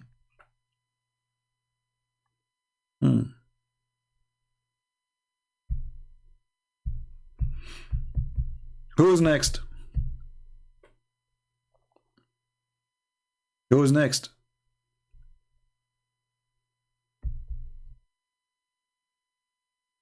So Muhammad is not trustworthy. He's a very bad person. Extremely disgusting person. A thief. Pedophile. Like, he loved to lie as a business. Even the Quran says that Muhammad, he told his wives to lie.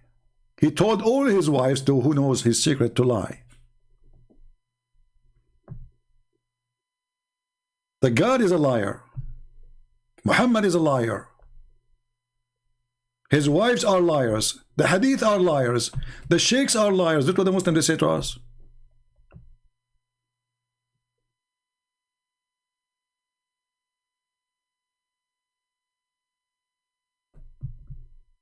Any Abdul? And look at this chapter, how silly, how stupid it is. There is no meaning.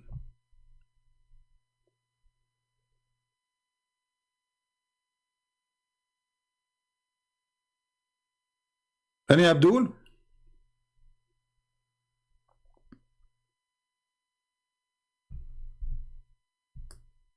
And you know, I'm so glad that the Muslims, they were collecting everything about their prophet.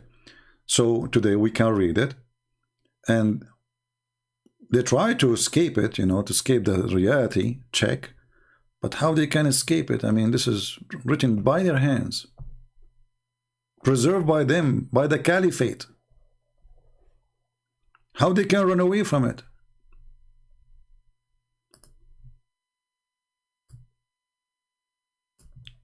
Do we have any Abdul? Until now we have only one Abdul.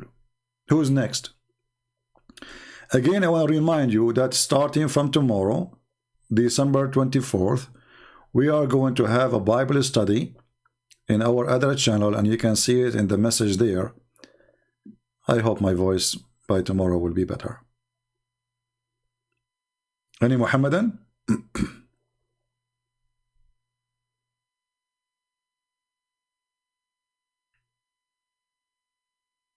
Yeah, actually this is true. Everyone who busts CP, don't dare to call CP. Isn't it weird? As long you can bust CP or easy. Why you don't call CP? Isn't it weird? My Skype is open. Those who can bust CP, they should call CP or let me CP call them. Do you dare?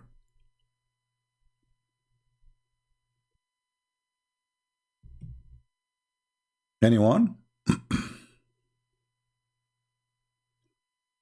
And by the way, the more they make videos, I mean, they make videos, they put cartoon, they put funny pictures, supposedly this is me, whatever.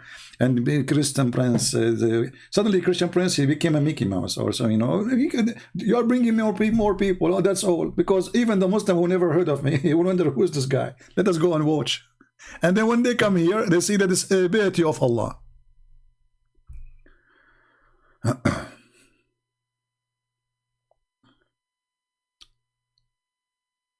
Well, somebody saying about if you don't sit and when you eat, shaitan dance in the table. Well, Muhammad, he had many crazy stuff. Like, you know, if you have to sit when you are eating because shaitan, he do certain things, or you have to eat with the right hand, otherwise shaitan will eat with you. If you use the left hand, you have to say a certain prayer before you have intercourse, otherwise shaitan will wrap himself around your penis.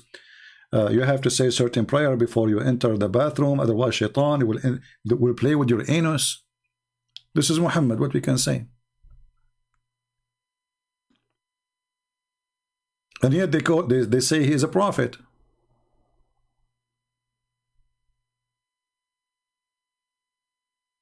He is a prophet. Like, where is the prophecy of the prophet? How Muhammad is a prophet? So people like this guy, how do you call? Use a Skype, Mr. Hamza. Use a Skype. You never heard of a Skype? So those people, they used to speak to Christian. They say the prophet was trustworthy, and the Christian, what do you say? Okay, he was trustworthy. The prophet was amazing. Oh, he was amazing. So when you talk to me, I will stop you with everything you say. We can't just let it go. We have to investigate the truth of it.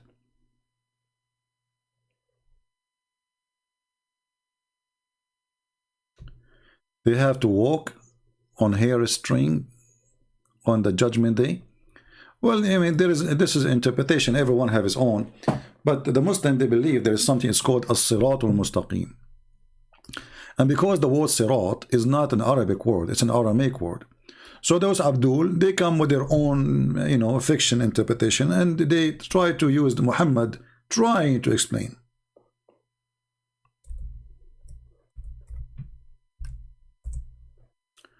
If you go in the Quran, you will find that this word sirat repeated many times.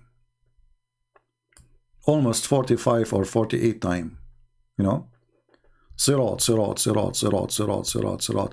The second you ask him, what is this sirat? They have no idea. Everyone have his own interpretation. Some they say it's a bridge. Some they say it's a rope. Some they say it is a building. Some because it's a theft.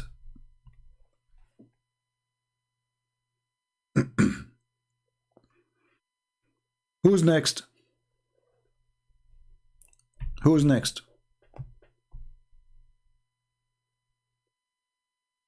Actually, even Allah, He is on that bridge. Can you believe it? Inna Rabbi ala siratun mustaqim. How Allah is in that bridge? What He's doing there? And look what they translate the word sirat, straight path. This is chapter 11, verse number 56.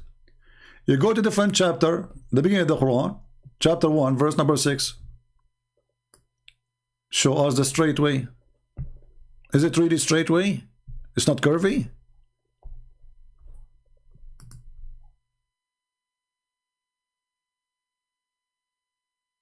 Isn't it? There's verses by Amr al-Qais. There's many of them, and we, you know, if you have my books, you can see them all when with the compare.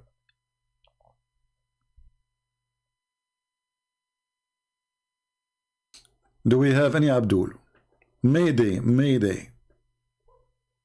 Who is Abdul?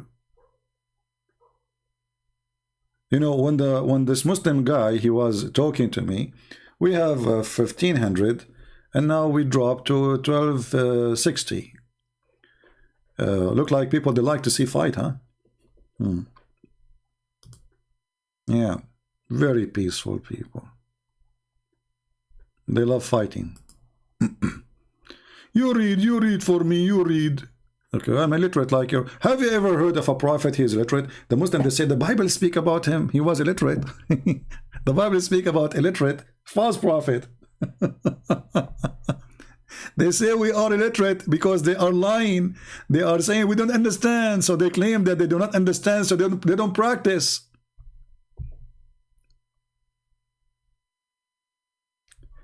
And you know, one of the funny things about Islam, the Muslims, they say that the Quran was preserved. We ask them, what is the first verse Allah He gave to Muhammad? They say, read. Okay, so so the first verse Allah He gave to Muhammad was wrong?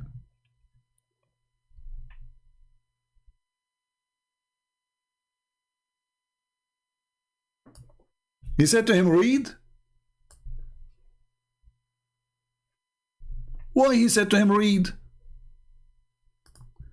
Do Allah knew, if Muhammad knew how to read or not? Maybe Allah made a mistake. He thought Muhammad, he can read, but later he figured out that he cannot.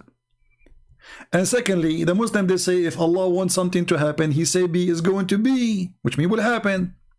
Here we go. Allah says to Muhammad, read it 3 times. Still Allah could not make Muhammad read.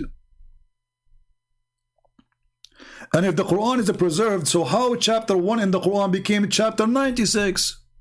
They say to us, Prophet, he informed us to change the locations, but isn't this the corruption? And where your Prophet, he says that, show me. And shouldn't your Prophet, he follow Allah's order? If Allah gave him this is the first one, who is Muhammad to make it at the end of the Quran?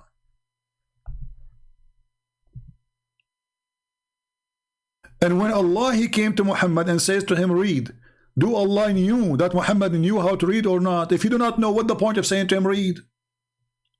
And look, the Muslim, they try to fix it. They says proclaim. What proclaim mean? Hey Muslims, the word in Arabic, it's not even an Arabic word. It is Aramaic word. Iqra, qarra, wara'a. From you move your lips for what you see. So the Muslim, they decide to fix it.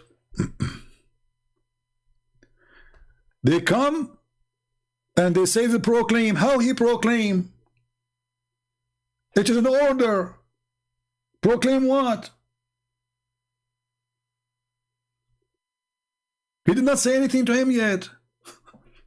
You change the translator, you will find totally different translation, brother. Why? Because the Muslims trying to duct tape Muhammad. Let us go to Hilali and Khan. Muslims, they like this guy. Read. Read. Okay, like read what? Did you give him anything to read?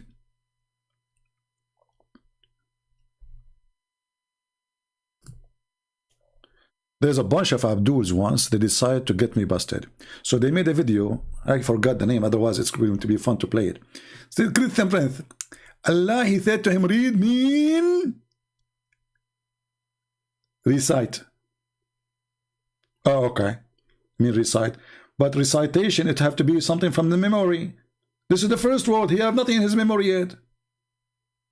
So when you say to a person recite, he have to recite something in his memory. Well, Muhammad did not receive any memory from Allah yet.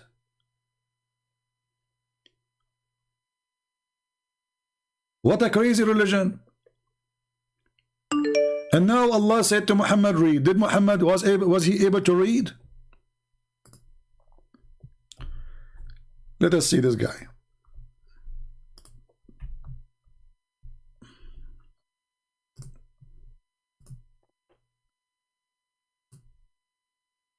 We have a Muhammadan trying to call us.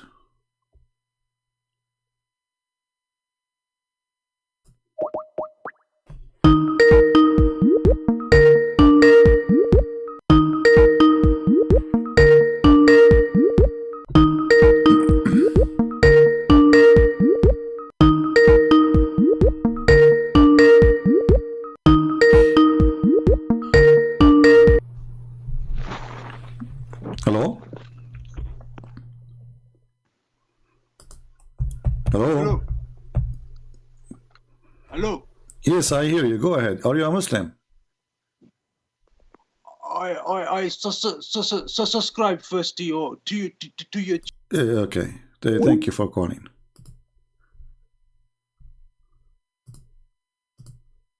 I'm not looking for a comedian. Do we have any Muslim who would like to call us? Any Muhammadan, he have the courage and the knowledge to call us about his prophet.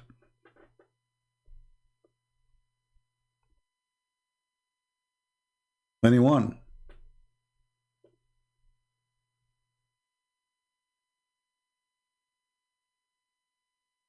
Anyone?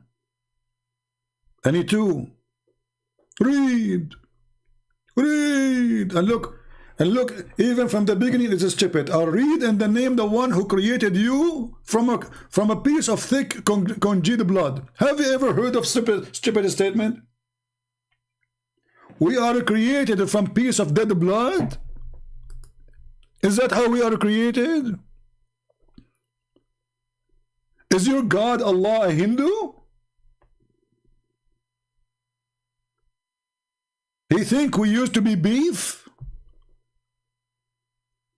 This is God now. He just start scratching his ass, and look what he came with. He is a created man from a clot, between two brackets, a piece of thick congealed blood. Like what the heck? Between two brackets, now they're trying to fix it. They're trying to make it more understood. Brother Sithar, from between of thick congealed blood. Are you sure? Yes, brother, we are very sure. Can we call Zakir Naik? Go ahead. Tadadam, tadadam. Tadadam, tadadam. Tadadam, tadadam. Christian Prince, don't call me. Zakir Naik, we are calling you because you are a doctor and we need now a doctor immediately. Christian Prince, I'm so happy that you are dying. Zakir Naik, I'm not dying, don't worry. This is doctor, we need a doctor for consultation. Christian Prince, I'm so happy that you are sick. Zakir Naik, I'm not sick, I'm not dying. I'm just going to ask you about a consultation. Christian Prince, you that said you are calling me because you need a doctor. That means that's a good sign. Alhamdulillah, Allah is killing you. Zakir Naik, listen, Allah is not killing me. I am live on air and everybody is laughing at you. You are an idiot. Stop being an idiot. Be a doctor for one time in your life. Christian Prince, I can show you my degree, and I am a doctor. I graduated from India. Zakir Naik, I don't know where you got it from, but you are an idiot. Unless you prove me wrong. Okay, go ahead. So when Allah, he says he created the man from a clot, and that is a congealed blood. How in the world this has happened? Christian Prince, first of all, show me your face. Show me your faith. Okay, Zakir Naik, we are talking about the Quran now. What does have to do with my face and my bum and what's wrong with you? Christian Prince, first of all, I'm busy right now, I'm eating, and I cannot talk to you because you're a kafir. Like Zakir Naik, a second ago you were a doctor and you are excited and I'm dying and I am sick and you are thanking Allah for my death, and now you cannot answer how in the world the Quran says such a stupid thing. Christian Prince, first of all, I'm going to warn you. First of all, I want to invite you to Pakistan. In there, I welcome you, very warm welcoming. Zakir Naik, you want to invite me to Pakistan? What will we do there? Are we going to go to Muta? Christian Prince, behavior theft. Muta is forbidden. Zakir Naik, he allow it. Exactly. And then he forbid it. Exactly. And then he allow it. Exactly. And then he forbid it. Exactly. And then he forbid it. And then exactly. That's what's wrong with your prophet? Why he allow it, forbid it, allow it, forbid it, allow it. That's mean he is confused. I'm confused about it too, so we can do it. Christian Prince, I'm very respectable man. I don't do mut'a, I rent women. Zakir, you rent women. Christian Prince, mut'a is a form of renting. So when you remove mut'a, you are renting. For how day you can rent her? It depends. Like 1 day? It depends. 2 days? It depends. Isn't the Prophet says 3 days? If you like to increase, you increase. Exactly. Zakir, are you going now to explain to me the verse in the Quran, chapter 96, verse number 2 or not? Christian Prince, first of all, I can't hear you. Zakir, come on. Chapter 96, verse number 2. Christian Prince, are you there? Zakir, for the sake of the shin of Allah, you hear me very well. I can hear your fall. Here we go. I heard it. So why you will not read for us 96.2, explaining how stupid the Quran is? You're a doctor. Go ahead. Christian Prince, are you there? Christian Prince, I can't hear you. I'm here. I can't hear you. Sorry, I'm going to hang up. Zakir Naik, don't do that to me. Now, come on. People are, this is embarrassing for Islam. Christian Prince, I'm hearing you. Zakir Naik is gone. Who is a Muslim when I call us and tell us how in the world that Allah, He created us from a clot of dead blood? This is the first verses Muhammad received? Science. Science, right away. Take a beer. Take a beer. Take a beer, take a whiskey. Who cares? Still, Muhammad is a crazy man. Who is next?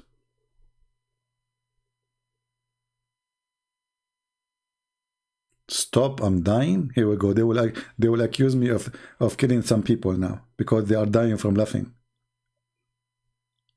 And just wait in the comment section, you will see some Muslims saying, this is not a true Zakir Naik. This is somebody has have his voice.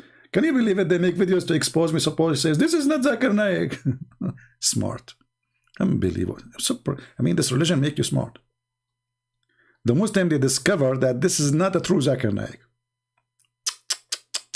I feel bad now. I thought it was. Do we have any brave Abdul? I hope I'm not insulting when I say brave Abdul.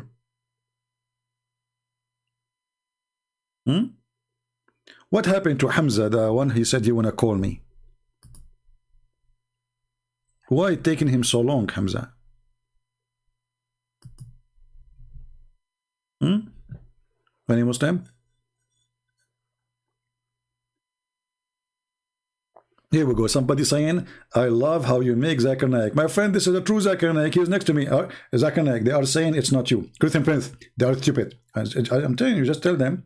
Christian Prince, first of all, I can open my camera. I can tell you myself. No, Zakir Naik, don't do that. People will run away. The second they see your face, everybody will disappear. Please, already I'm suffering. You know, like we don't have even the 2,000 people here. So don't open your camera. We are safe. Christian Prince, please, for the sake of Allah, let me open my camera. Like Zakir Naik, don't do that, man. You cannot open your camera. Come on. Don't do that. You are wanted in India. They will get you. Okay. Thank you, Zakir. Good boy. Okay, Zakir, just go outside now. Play. All right, we have Mr. Hamza texting us.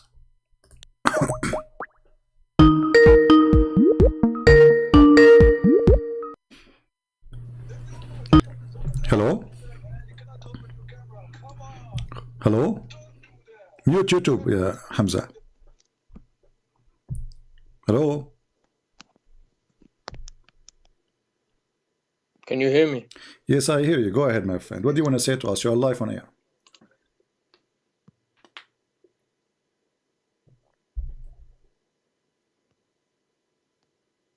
Are you there? Yeah, hello. Okay, what do you like to say to us? You are live on air. Go ahead. You are listening. What do you think? Is Islam from God? Yeah, of course. Why it's from God? Go ahead, tell us. I know for certain. Why? Tell us why. Because I've had personal experiences. I know this is from God. This religion, the religion of Muhammad, is from the true creator of God. Right. The same God of all of the prophets. Did you say to me from the true creator? Solomon, David, Adam. Did I hear you correct? Did I hear you correct? Did I hear you correct? You said from the true creator. Yeah. So how the Quran says there's many creators? The Quran says that there's many creators. Yes. Where does it say this? In many verses in the Quran.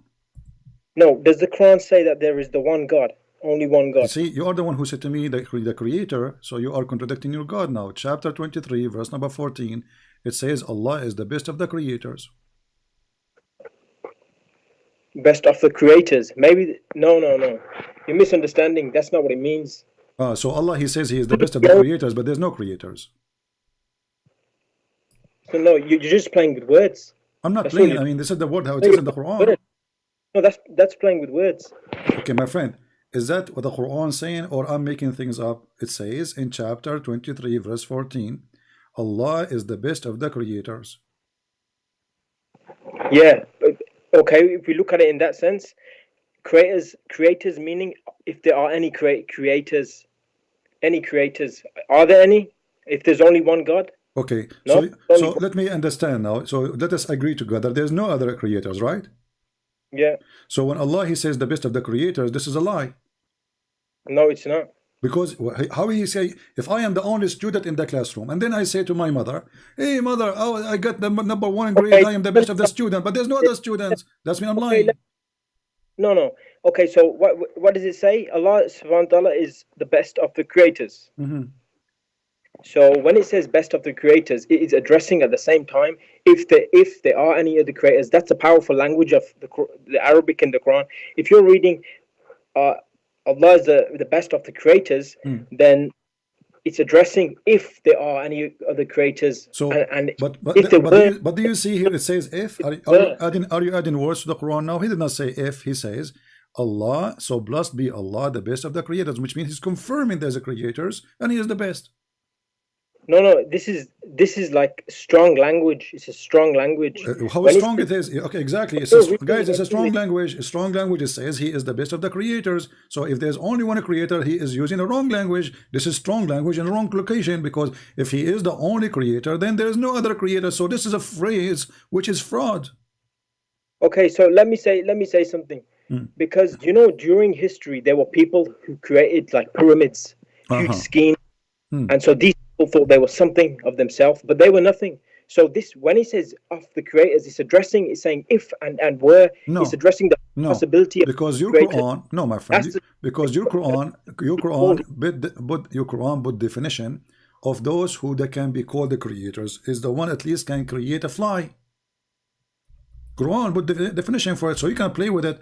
So when the Quran says how you worship somebody, he can't even create a fly, and fly even can steal their food.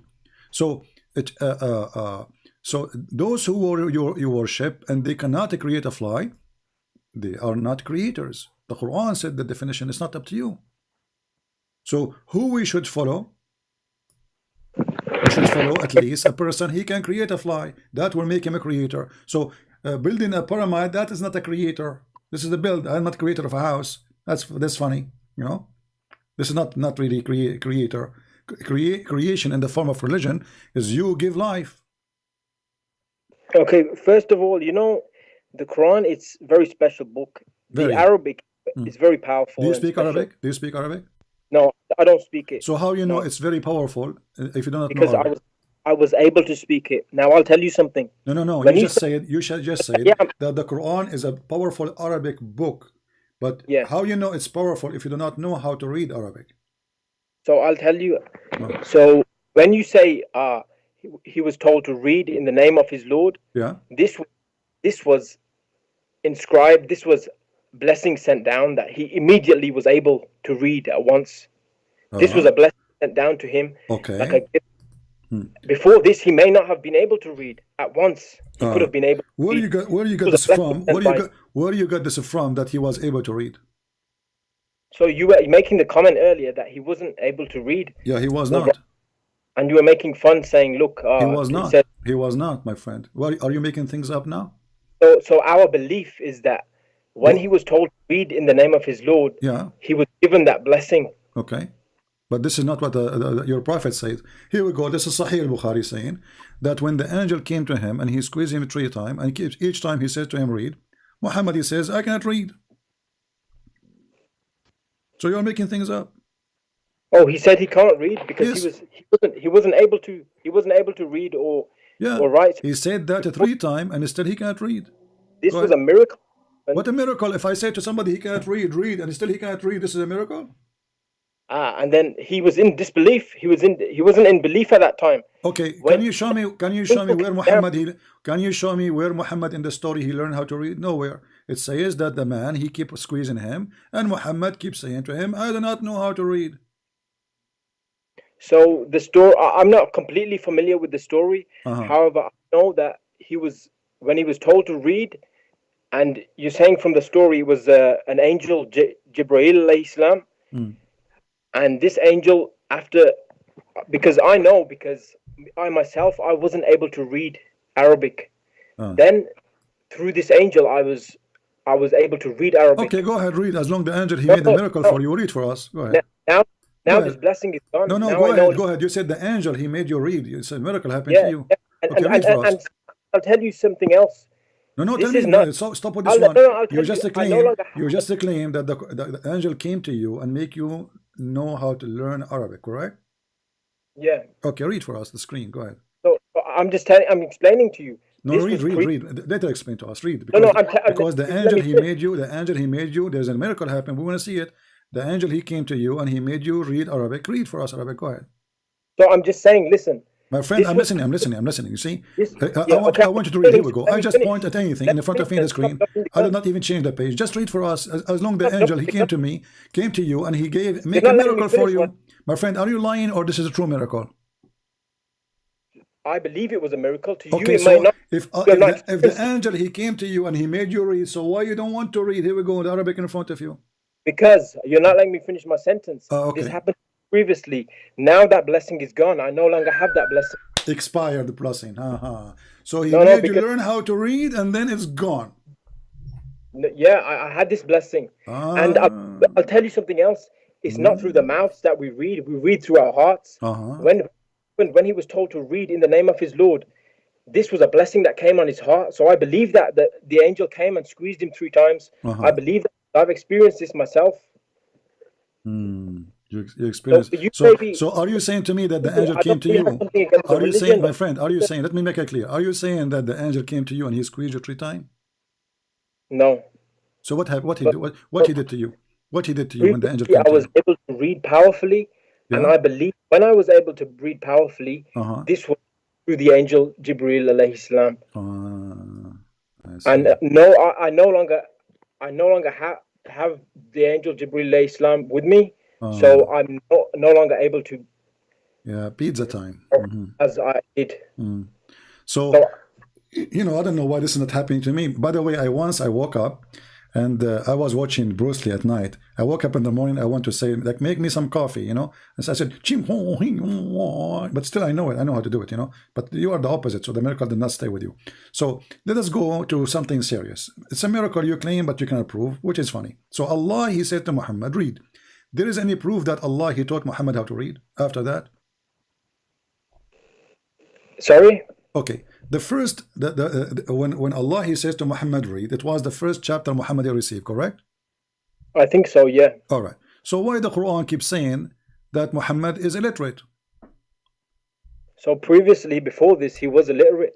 You see, all this Quran, which was written down into the book, he didn't write this down. When revelation came to him, for example, this verse that you're showing right now, when this came to him, after this came to him, he would write it down. He would go back to his people, and he would go back to his people, and they would learn it themselves. Okay, my friend, are you listening to me? I want you to focus with me. Focus with me. Listen. So the first verses Muhammad received, Allah, he said to him, read, correct? Yeah. Okay. And you said that Allah, when he said that to him, read, he was able to read, correct? Yeah. Okay. Now we have a chapter 7, which came long after, still says that Muhammad is illiterate. So which chapter is this? Chapter 7, verse number 158. Chapter 7? 158.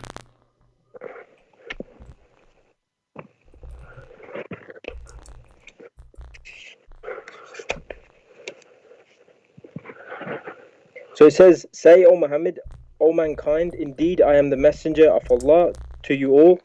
From him to whom belongs the dominion of the heavens and the earth. There is no deity except him. He gives life and causes death. So believe in Allah and his messenger, the unlettered prophet, who believes in Allah and his words, and follow him that you may be God. So he is illiterate or not? It says unlettered in this version that I have. Yeah, so he is what? He can read or he cannot read? So when it says here unlettered, it says unlettered. So he was, that was what he was. He was. No, it says he is illiterate still. Yeah, he was. He was. Do you see the word he was? Do you see the word he was? In your translation, be honest, do you see the word he was? It's getting very blurry, but I can hear what you're saying. It's blurry.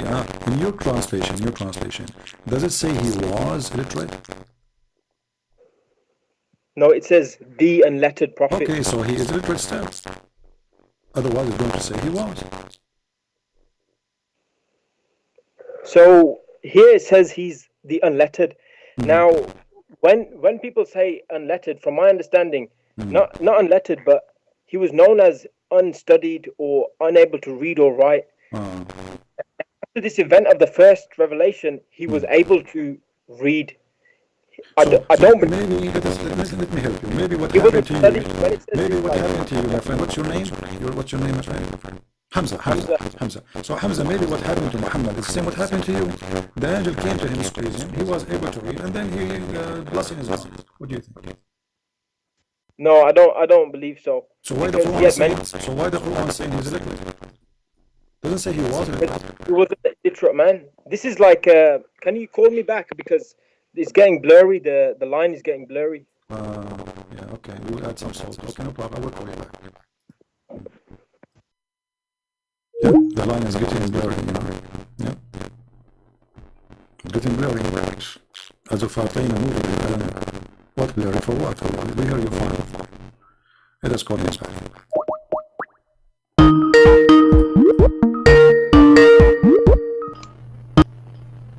Yeah, hello? Okay, somebody saying my mic is my mic good or not? Let me call you, but my mic is not good. I don't know why. My mic is not good. Why this is happening? My mic is not good. Okay. Take it easy. Take it easy.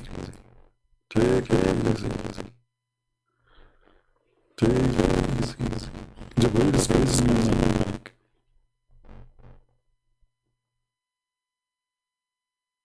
There's echo. Okay. We get it. The mic is bad. The mic is bad.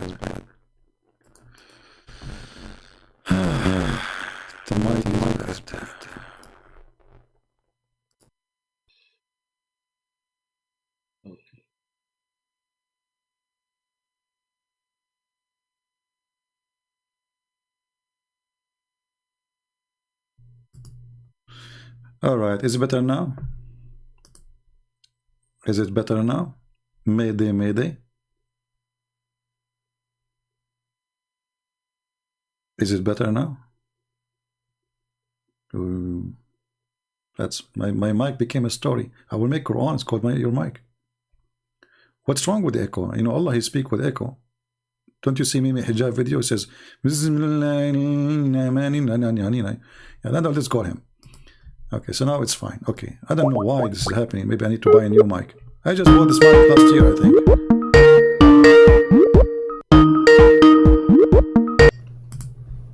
All right. Do you hear me now, my friend? Yeah, it's better now. Yeah. Okay. So, so as you see, you know what? Forget about everything we said. Can you give me any proof that Muhammad is a prophet? No, I can't give you proof. You cannot? I can't give a miracle or proof, but neither can we do that for any of the prophets. This is about faith. Do Muhammad have faith? Of course. But the Quran, he says he don't have faith. The Quran says that Muhammad didn't have faith. Yes. I don't think it says that. Okay, let's see. The Quran says that Muhammad, he don't believe he is a prophet, and Allah, he was asking him to go and ask the Christians and the Jews. Chapter 10, verse number 94.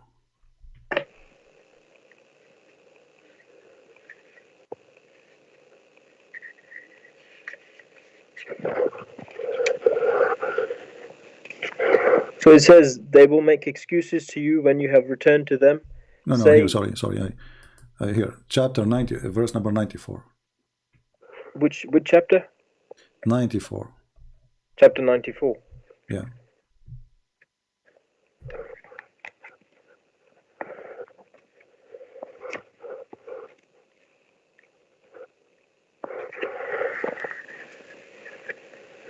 Yeah, chapter 94. So do Muhammad have faith that he is a prophet or not?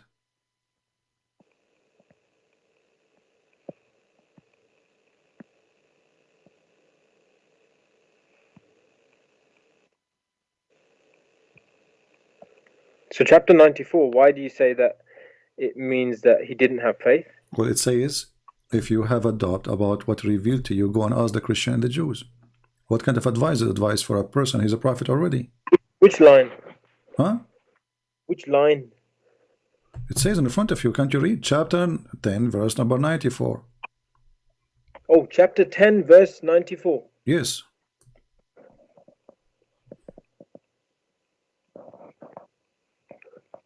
Sorry.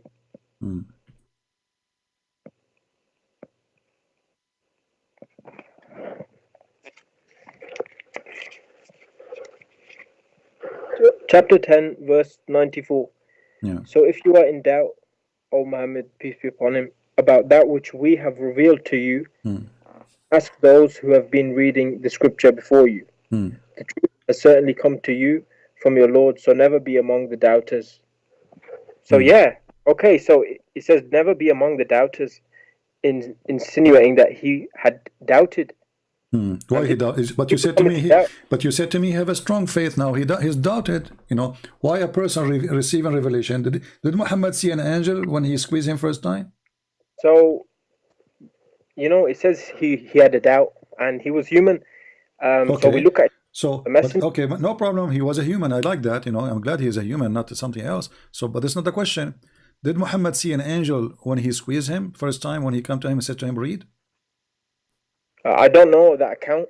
What do you mean? You are the one who told me about it. You said, you know, he came to him and he squeezed him 3 times and he made him read. Now you do not know it? I know about the first verse. It says read. Yeah. And you told me that in the hadith, they say that an angel, Jibreel alayhi salam, came and allowed him to read, or squeezed him, enabling him to read. Yeah. I don't know that account. I know that the Quran, if you go by the Quran, this is the most accurate. No, we know the account because your prophet, he told the story and registered in Sahih al-Bukhari. Yeah, so, I don't know. Okay, so do you believe that angel came to Muhammad for true or not? Oh, certainly. Okay, so why Muhammad himself, he don't believe it? So why Muhammad don't believe it? So he had a doubt. Okay, you are a person who never saw the angel and you don't have a doubt, and then Muhammad is the one who saw the angel squeezed him 3 times, and already he's a prophet. He received 51 chapter already, because this is chapter 10 is chapter 51 according to Revelation. So now Muhammad, in the middle of his prophethood, he received 51 chapter already out of 114, and now he have a doubt about he is a prophet or not. So I'll tell you something from memory. I don't know this specific scenario, but I'm just reading, it says he was in a doubt. He had a doubt, and this is it is helping him with his doubt, or so because he was human anyway, so he had doubts. Yeah. So after Muhammad all this time claiming to be a prophet, and then we find that after more than 10 years claiming to be a prophet, we find that he himself have a doubt that he's a prophet. How crazy is that? No, it doesn't say that he had the thought that he was a prophet. It says, so if you are in doubt about that which we have revealed. No, it says that. It says, and he is asking him to go and ask the Christian and the Jews.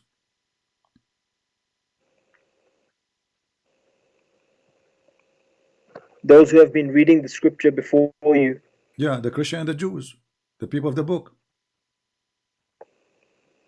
But then following that, if you believe that line, the following line says, the truth has certainly come to you from your Lord.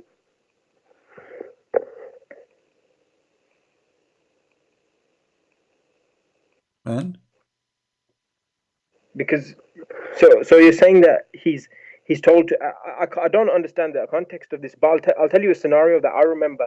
I remember that, I think this is from hadiths, I can't say where from, but there was a long time where he was upset or feeling that God was angry with him, because for a long time a revelation did not come to him. And so I can say, yeah, maybe he was in doubt. I don't know what you mean by... Okay, I have a friend, he got upset from time to time and he tried to kill himself. What do you think? Is he thinking right, or he is being crazy?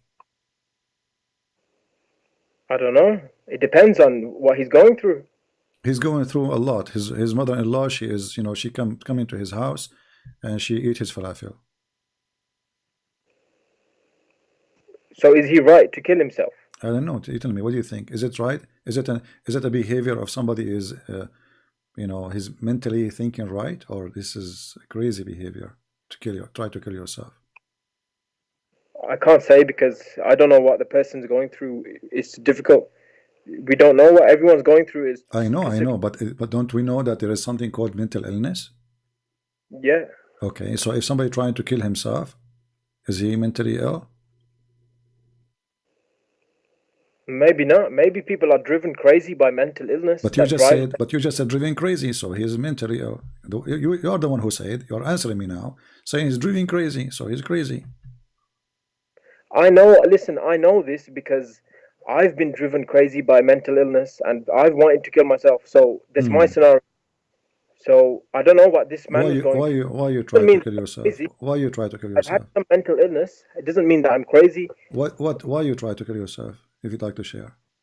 I have, many thoughts coming in my head. Like what? Too many. Just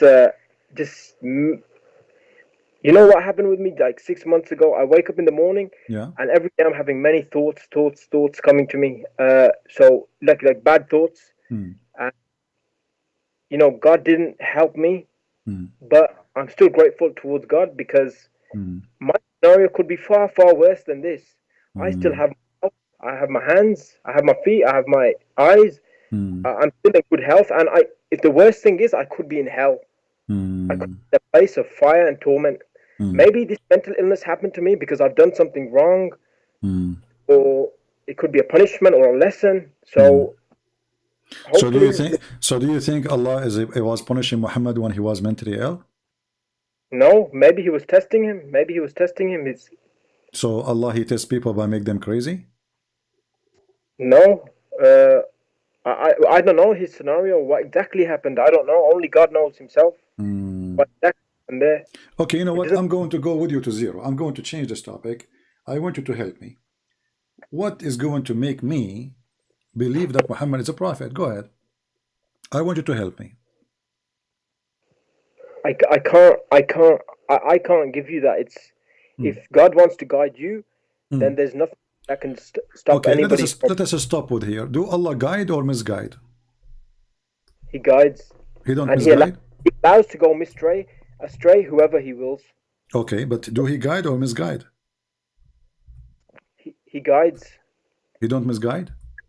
He can allow to go astray whoever he wills. No, this is not about allowing. I'm asking you a specific question. Do he misguide? Do he deceive? No, he doesn't deceive.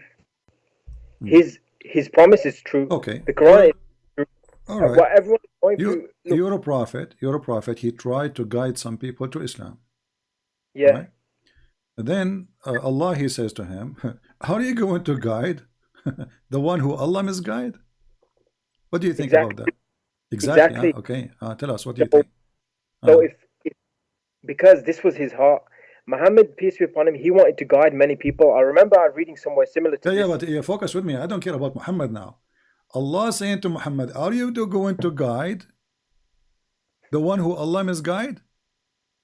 Exactly, because he was going against his way to guide people. My friend, what's wrong with you? Right? So Muhammad was sent to guide who? To guide the one who is misguided, correct?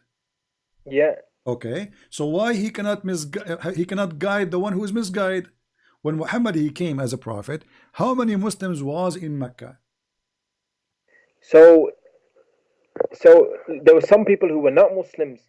Some of his family members, they were not Muslims. This is not the question. This is not the question. How many Muslims was in Mecca? I don't know. What do you mean? There's anyone beside Muhammad? Yeah, there's many people there, yeah. Many people, they were Muslims? Oh, no, there was very little people who were Muslims. Slowly, more people started. Okay, but the question is very simple. How many Muslims was beside Muhammad? I don't know the full history, but okay, there was Muslims. Okay, let us say there was 5. Okay. But if Muhammad he is not sent to guide the one who is misguided, then what Muhammad sent for? Oh, no, you're misinterpreting. You're misinterpreting. When it says some people are misguided, I have experience with this.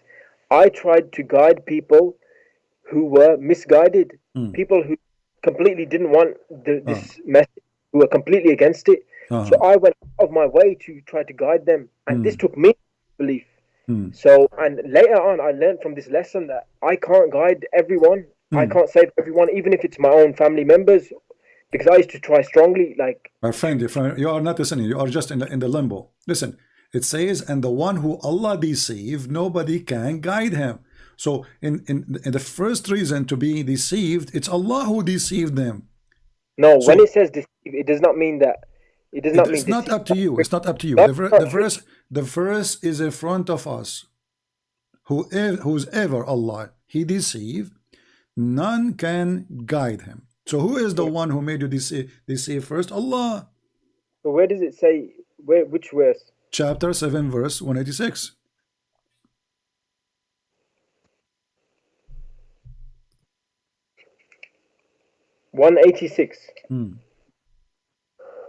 Whoever Allah subhanahu wa ta'ala sends astray, there is no guide for him, and he leaves them in their transgression, wandering blindly. So yeah, of course.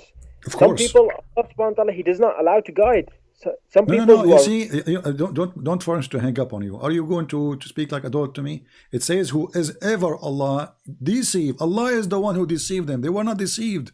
Allah is the one who deceived them. So they were good people. They were good people. Who is the one who deceived them? According to this verse, who is the one who deceived them? No. So your translation, it says the word deceive. Do you remember before you told me when you? I don't care for translation. I read Arabic. I read Arabic, not like you. However, read your translation. Doesn't matter. So mine says sends astray. Whoever. Okay. So they were not astray. In order to send somebody astray, that means he was not astray. Correct? Sorry. In order to send somebody astray. Yeah. That means he was not astray. Perhaps not. Everyone is born Muslim, but we get. Okay, so let us go to 0, man. The one who Allah sent astray, he was astray when he sent him astray, or he was not astray? Okay, so I'll tell you. No. So it depends on the person. Some people. Take care. Take care, my friend. Oh boy. Depend on the person. Who cares what person? The one who Allah sent astray, he was not astray. Otherwise, how Allah he will send him astray? And if Allah is the one who sent people astray, so what the devil do for living? Eat pizza?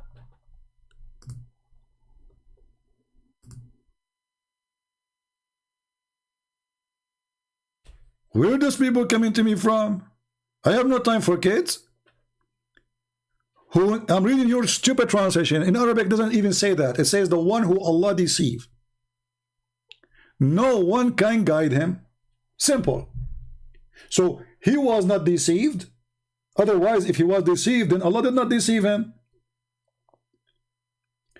And then if this is what happened, that Allah did not deceive him, so how Allah, he says he is the one who deceived him, that means this is a fraud. Stupid statement. So the statement is so clear, saying the one who Allah he deceived, no one can guide him. No, depend on the person. And Allah, you know, the angel came to me and he made me read, and then the blessing is gone. Okay, shish kebab. Yeah. How stupid this cult is. And if this is what Allah he does for living, what shaitan doing then? What shaitan he do for living? Actually, according to the Quran, shaitan is deceiving people because of Allah.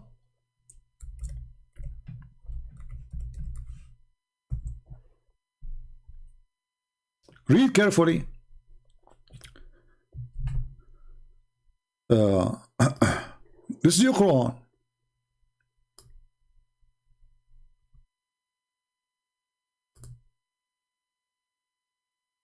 Because you have sent me astray. Who is the one who made shaitan shaitan?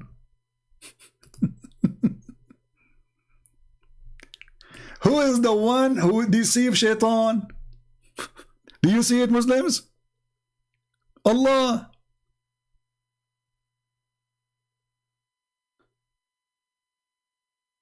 Shaitan in Islam is a good guy.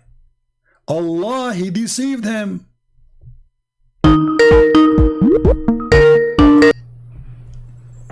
Hello? Yes. Go ahead, my friend. You speak Arabic and your name is Abdul Mumit Abdul Dar. Can you translate your name for us? It doesn't matter. Look. No, it matters. No, it matters. I want you to translate because this is a very disgusting name to call it for God. Translate for me Abdul Mumit Abdul Dar. Abdul Mumit means the slave of the killer. Okay. And Abdul Dar? The slave of the one who does bad things. Bad things. So you are the slave of the one who do bad things. Yes. And that is Allah. Yes. Okay, go ahead. So you were saying that, I don't remember what you said, but basically you said that Allah misguides people, yes? Right. Okay. So, so for you, Muhammad, he misguides people, right? Allah, he misguides people. Muhammad is just a fool. He's just a messenger of God, yes? No, he's not a messenger of God. He's a messenger of shaitan. You are just told me. You are just told me that Allah is the one who killed the killer. You are the slave of the killer and slave of the one who do bad. That is shaitan. Yeah, but who created shaitan? No, but you are the slave of the one who do bad. And this is one of the names of your God, right? Allah is the one who do bad. I appreciate your honesty in translation. And now, who is the one who deceives people, Allah or shaitan? Both. Well, the shaitan says that Allah deceives shaitan, and shaitan is just deceived, correct? Yes. Okay. So if a shaitan is deceived by Allah, and I am deceived by shaitan, and I am deceived by Allah, and you are the one who said both, that means the real deceiver, the big deceiver is Allah. But for you, this is all Muhammad who said that. He's faking this, right? Who is faking this? It's Muhammad who created the Quran for you. I want you to tell me what Islam teaching you, regardless now if Muhammad is faking it or not. So do you agree that shaitan is a victim of Allah? Allah deceived him? And Allah I agree. Okay, so if shaitan was deceived by Allah, why shaitan is bad then? Because he also deceives people. Yeah, but he is deceived himself by the deceiver, Allah. So he is a victim of the big deceiver. So I am deceived, and then because I'm deceived, I will, as a result of my being deceived, I will deceive people whatever I say. So here you see that Allah is the biggest deceiver. He is shaitan. Yeah, that's my belief. Now let's go to your belief. So you believe that Allah is shaitan?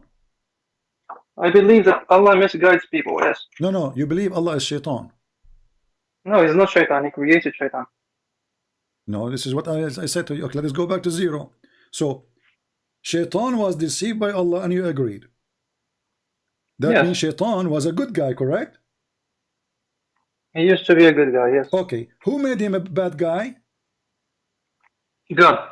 Who is God? What's his name? Allah. Okay, why Allah he made him a bad guy? Because he wants to. Why is that? He wants to. God does whatever he wants. He's almighty. Okay, so your God is not good then. Yeah, you could say that. From our perspective, you could say that that doesn't look correct. Oh, I don't know, what do you mean? So are you saying that your God Allah is evil? He looks evil to us, but we might not comprehend exactly why he does certain things.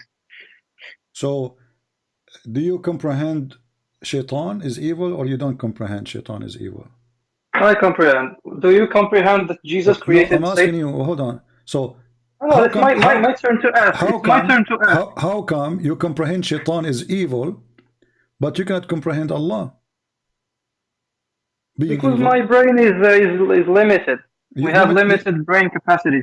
Okay, but you are the one with your limited brain capacity. You are the one who agree that Allah is evil. Yeah, I said I agree with you. He looks from our perspective that he is evil. Okay, so you as a Muslim, from your perspective, you see Allah is evil. So what is the difference between Allah and shaitan? They're different beings. Allah can do good sometimes, but Satan, he does only bad things. Okay, did you just say that shaitan, he do only bad things? Yes. Okay, so how come your prophet, he said that shaitan, he ordered him to do good things? No, that's Al-Qarin, it's not shaitan. This is who? Al-Qarin. But this is shaitan. Yeah, I was talking about Iblis, not the species of what species? What species? Isn't it the devil? Here we go. This is your prophet says the devil in the hadith. No, each person in Islam belief is. You speak Arabic, I speak Arabic. فإن الشيطان يجري في أحدكم مجرى الدم. Translate. And then he says, do you have a qarin? He says you and even me, right?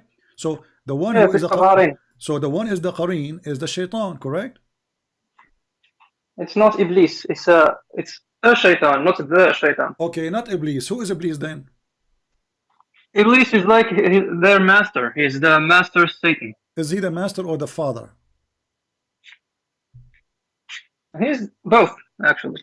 So is he the father of all Satans? Yeah. Okay, how he have kids?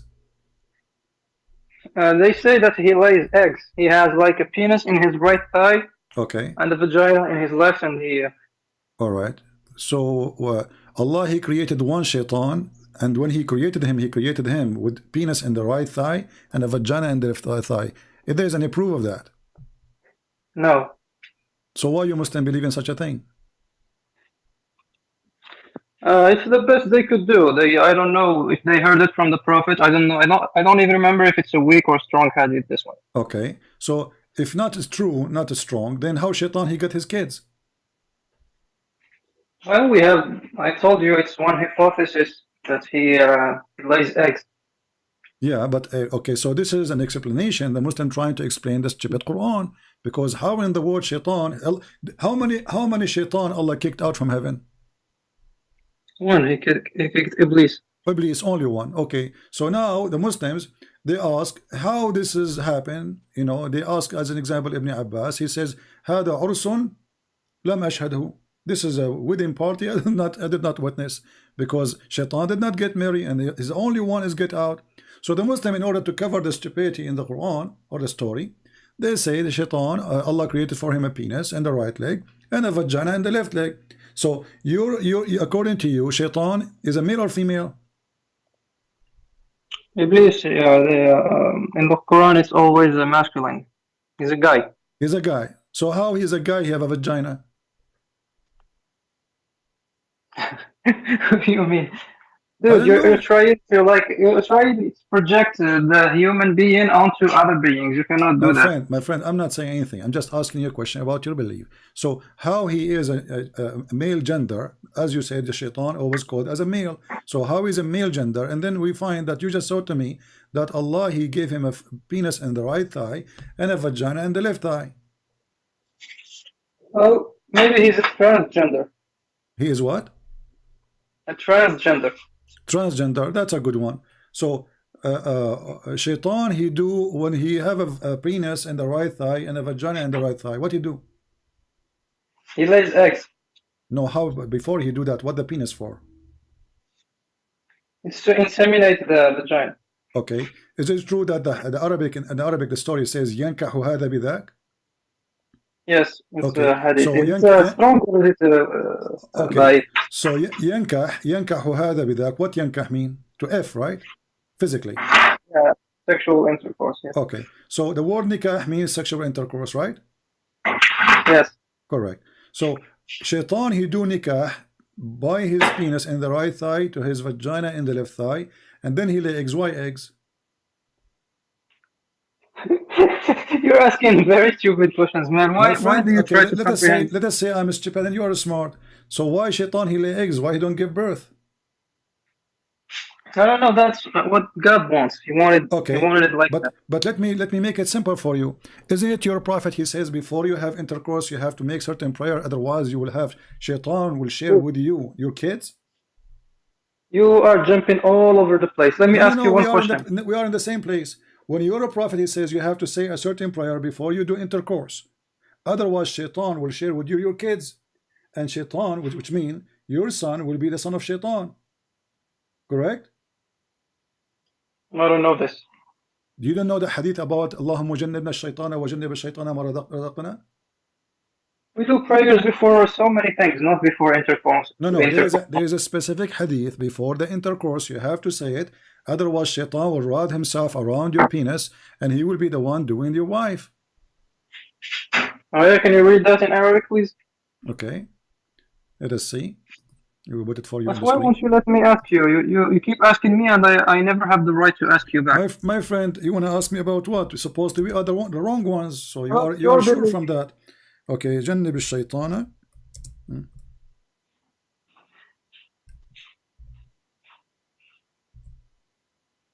All right.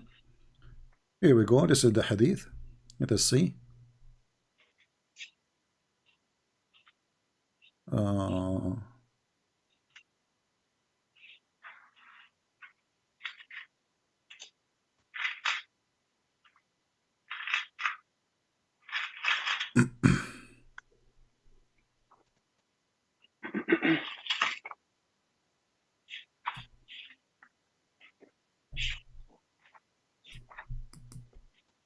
Now we can find more details hadith, but those are very dirty. So we will show the one is easy to read. All right. Okay, this is the hadith. It says. What's the sanad? Well, this is Sahih. I'm going to show you Al-Bukhari, so you don't question it too much, you know. This is Al-Bukhari, hadith number 141. If any one of you will have a sexual intercourse, you have to say a certain prayer.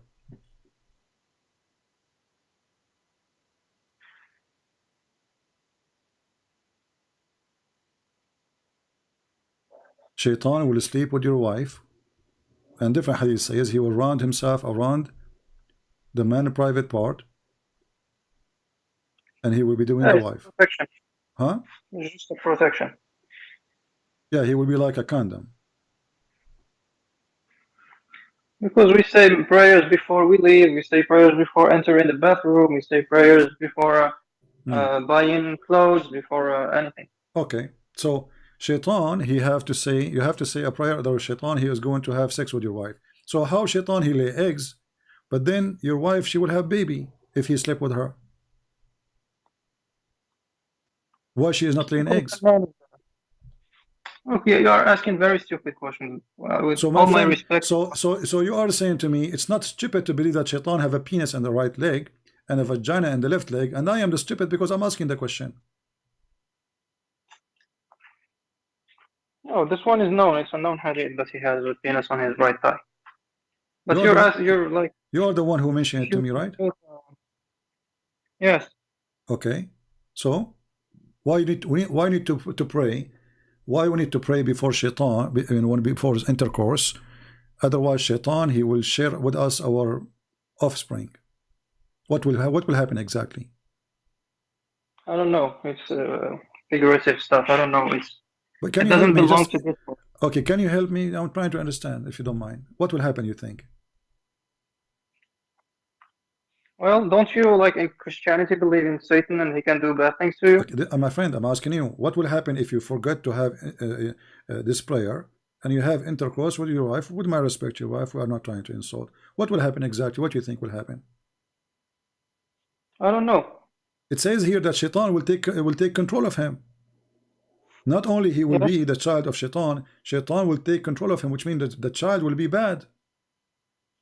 Yeah, okay, so. Okay, guys, he agree that shaitan will be bad, but your prophet, his father, did not pray this prayer. That means Muhammad is bad, he's son of shaitan. Dude, it's only a protection. It's my friend, it's protection. Okay, I go with you, protection, and I ask you, if you do not do this prayer, he will be bad. You agreed. So your prophet father, he did not say this prayer. He never heard of it. He's a kafir anyway. So that's mean. No, it's not he will be bad. He might be bad. No, he will be bad. He will be bad. The Quran confirm it. ذُرِّيَّتَهُ. So your prophet, he never mentioned this prayer until now. No. So his father was a kafir. He will go to hell. That's mean when Muhammad father, he slept with his mother, he did not say that prayer. That means Muhammad is not protected and he will be evil, as you said. Can you read the whole sentence in Arabic, please? Our friend, you know Arabic, right? Read it in front of you. لو أن أحدكم إذا أتى أهله قال بسم الله. You know, read it in front of you. I need to open my phone.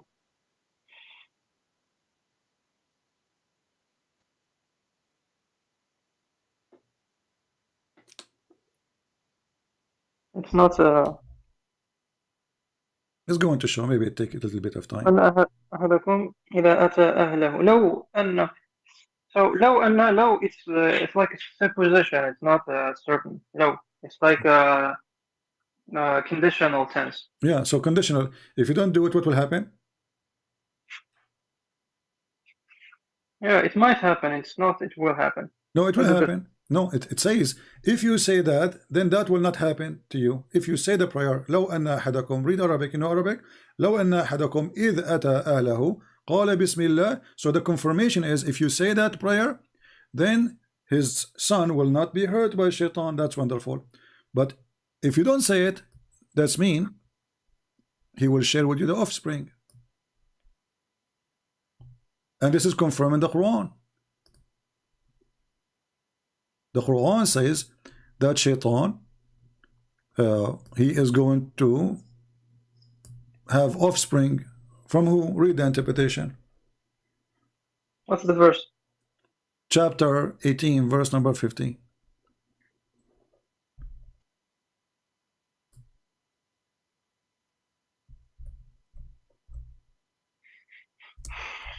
هؤلاء قوم اتخذوا من دونه آلهة لولا يأتون عليهم بسلطان بين فمن أظلم ممن افترى على الله كذبا.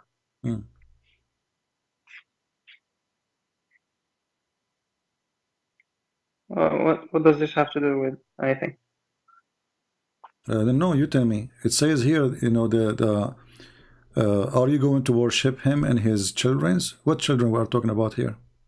Offspring of shaitan, which one? Are they the children from the women, the Muslim women, or they are children from his penis and his eggs? No, I don't get. There is no context here. Yeah, I want to show you here. This is Ibn Abbas, and you speak Arabic. And this is an Islamic statement, and I can show you all the reference you want. It says here, قال إن امرأتي استيقظت. This is Ibn Abbas. وفي فرجها شعلة نار. قال ذلك من وطئ الجن. Translate. So the jinn have sex with women? No, just translate what you saw, my friend. Go ahead. Somebody saw a woman who has fire in her vagina. Okay. And then what Ibn Abbas said? It's the jinn. It is jinn doing boom boom, right? Yeah. Okay. Do you believe in that? What is it first? Where did you come up with this? Let me give you all the reference you want. No problem. Give me a second. Here we go. So can I ask you yet? Tafsir al-Baghawi. This is in front of us. Tafsir al-Baghawi. Page number 288. According to the website here. Explain how shaitan he have children. Alright. This is the same verse we are talking about. Chapter 18 verse number 50. Actually here they are giving the interpretation for verse number 64. The chapter of 17, but the same one, chapter 17, verse number 64. It says here that the woman, this guy he saw in the vagina of his wife, he came into her room and he saw a fire in her bushes, in her pubic area. And then Ibn Abbas, he says, well, this is because genie was effing her, correct? Yes. All right. So Muhammad then, his father did not say this prayer. That's mean he is a shaitan, he's a son of shaitan. And the shaitan, he have a fire in the bushes of Muhammad's mother. Okay, can I ask you now? You want to change topic now? Yes. Oh, okay. Go ahead. What do you want to ask me? Why did Jesus create Muhammad? Why Jesus create Muhammad? Jesus created Adam and Eve, and then he gave Adam and Eve the ability to, to reproduce. That's all. He did not create a specific person. He created only one male, one female. Do you have different story in the Quran? No, in the Islam we believe he created everything. Okay. No, the Quran, no. If you go in the Quran, you see, it says here, وَجَعَلْنَاهُ نَسَبًا وَصَيْرًا. نَسَبًا وَصَيْرًا. Do you know what does that mean? Who? Allah speaking, saying, chapter 25, verse number 54. Do you know what does that mean? وَجَعَلْنَا مَنْ نَسَبًا وَصَيْرًا. Who? A human being. So, what does it mean? You tell me. I don't know. You are the Muslim. I thought you are the Muslim, not me. We made human beings نَسَبًا وَصَيْرًا. Okay, what does that mean? So it means we are his children. Children of who? Of God. You are children of God? You Muslim believe in that? That's what the verse says, no? I don't know where you get this from. I don't know. It says it is he who created man from water, and he has appointed for him kindred by blood and kindred by marriage. And now you are telling me this is mean that Allah is your father? No, maybe I understand the verse wrong. Okay, if we go and read the interpretation, we will find that according to this verse, Allah, his creation, all of them, he created them from the water, which is Adam, right? But the water here presents sperm. Was Adam created from sperm? No. So the verse is wrong then. Oh, what? Why did you say that it's a sperm? Okay. When the Quran says that Allah created Adam from water, if we search the word ma, we will find that the word ma always in the Quran come as a sperm. As an example, ma in dafiq. Ma in dafiq. Yeah. So we created the man from gushing forth fluid. What kind of a fluid it is? It is gushing fluid. What is that? It is the sperm. Do you agree? In this verse, yes, but in others, no. So it's possible that the verse have different meaning. Okay, was Adam created from water or from mud? From water. How? From mud. How you can support that? Show me. وجعلنا من الماء كل شيء حي. Okay, وجعلنا من الماء كل شيء حي, and we made it from the water every living thing. Is the angels made from water? Yes. Angels are made from water? They must be. I thought they are made from light. I thought they are made from light. Light and water. Yeah, now we are mixing things together. Your prophet, he says they are made of light, shaitan made of fire. Correct? Yes. Okay, so Allah is wrong. Not every living thing according to Islam is from water, because shaitan, at least, he is not made of water. He's from fire, and fire is not water. Now we go back to zero.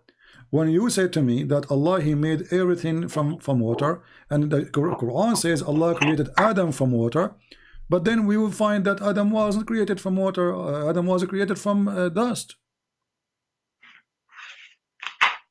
From dust? From mud, you mean? Well, isn't it so? But so it's not water. You say water. If we say water, that means it was water alone. If we say water and dust mixed together, that will not be water alone. No. Are you created from water alone? Are you just water? No. There's okay. More. So this is wrong. So when Allah, he says we created everything from water, that's false. Specifically, especially when we talk about Adam and Eve, because Adam was not created from water, so the Quran cannot be from God.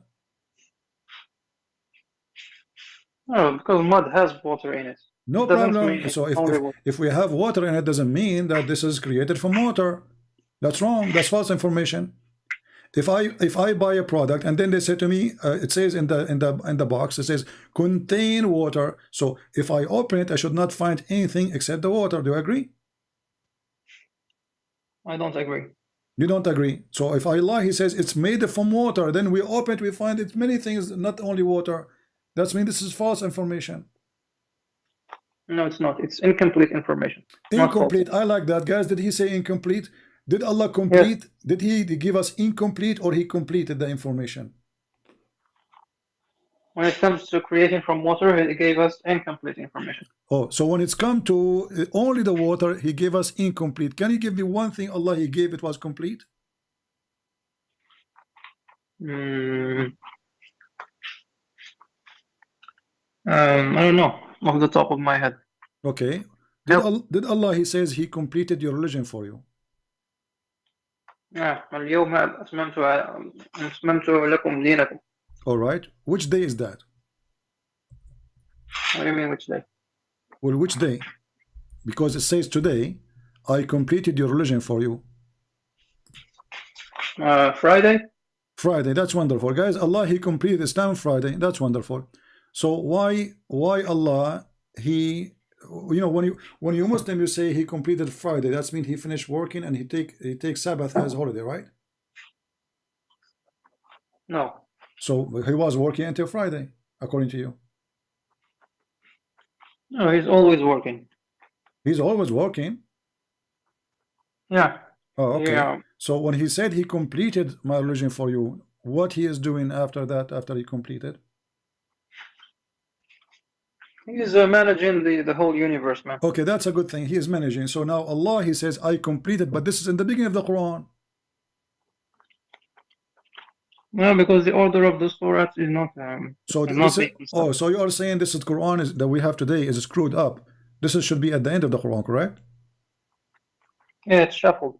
Okay, so this verse should be at the end of the Quran. Who is the one who changed it and he put it here? This is wrong. You don't say the end of the movie when the movie is just in the beginning. I think it's Abu Mus'ab al-Du'ali or something like that. Who? Abu Mus'ab al-Du'ali. Abu Mus'ab al-Du'ali. Okay, not al-Farahidi. Okay. So al-Du'ali is the one who changed location of the verses. Is he God? No. Who allow him to do it? Why you? So you Muslim, you say that we don't allow anyone to change the Quran, and now you are saying to me, a guy, he is not even an Arab, he changed the Quran. He just tried to unify, just like Uthman did. He tried to do. He tried to do what? The stuff that Uthman did. He tried to do what exactly? Uthman he did. What Uthman he did, and what this guy tried to do? Tried to unify the Mus'haf. Unify? Yeah. What do you mean by unify? Because people have many mushafs, like every person had their own. Exactly. So there was many Quran, and none of them is the same as the other. So the Muslim, they lie to us when they say we have one Quran preserved. Yeah, of course it's not. It's not preserved. Okay, so it's not preserved. It's a lie. Now, so what we have here, a guy, he came and he put this chapter, this verse, in this location, and that it damaged the whole Quran, because this should be at the last verse in the Quran. Today I completed your religion for you. I completed my favor upon you. That's it. Perfect. Now it's perfect. So what we understand from this, that there's no guarantee in the whole religion you have. Who came first? Who came next? Who is the one putting this here? Maybe they are even adding those verses. Do you have any guarantee that this is not added? No, actually we don't, because even the people like Hafs and Warsh who narrated the Quran are not very trusted in Hadith. They are not trusted in the Hadith. Okay, so Hafs is the one who gave you the Quran. Actually, he's a thief, correct? The Hadith says that Hafs كان يسرق الكتب. Yeah. He used to steal books. Okay, so he's a thief, and his father is the same. Hafs ibn Asim, his father by stepfather. So, and Asim was a thief too. So now you get the Quran from a thief, from a thief, from a thief. So how you can trust this book in front of you to tell me that you are a Muslim? Yeah, actually I'm not a Muslim. I was just sorry, say again. I'm not Muslim. You are not a Muslim? No. Say okay. Say that Muhammad is a fraud. Muhammad is a stupid Abdul. Okay. And, so why you are calling me all this time and playing you are a Muslim? Are you a fraud too? Yeah, you can say I'm a fraud. I think you are a Muslim, but because it's embarrassment for you, so you decide to fix all what you said. You say I'm not a Muslim. Is that what happened? No, I'm telling you, I'm not a Muslim, and Muhammad is a stupid Abdul, and I invite all the Abduls to stop defending this stupid religion. Okay, all right. What an idiot. I believe that you are trying to fix it because people, they are laughing at you. Can I ask you about Jesus now?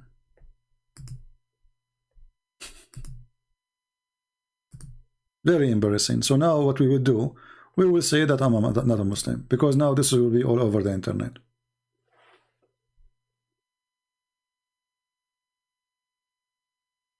Do we have any Abdul?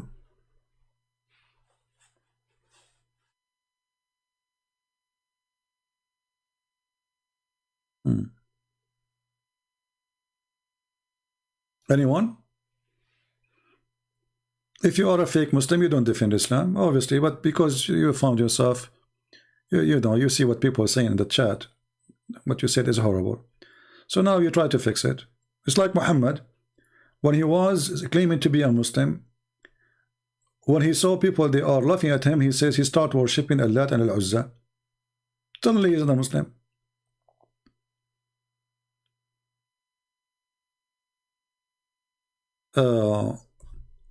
Truth prevail, he is saying. You cannot defend your pagan belief. My friend, it's not us who kiss black stones and go around it and lick it. It's you. I find it very funny. Why you don't call me truth?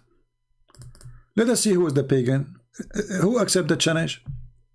Let us see who is truly a pagan. Who is the one going around a building kissing his stones, and he believed that the stone erased his sin? Who is the pagan? We don't have such a garbage. It's you who's pagan, and the Quran confirm it. Who is the stone kisser? It's you. People, I will remind you, tomorrow we will have our first Bible study in my other account. We have it in the pinned message, and the admin, they will post the link for you if you like to join us. So if you care, feel free to join us. And as a first study for the Bible tomorrow we will do is about the Christmas. Do we have any brave Muslim?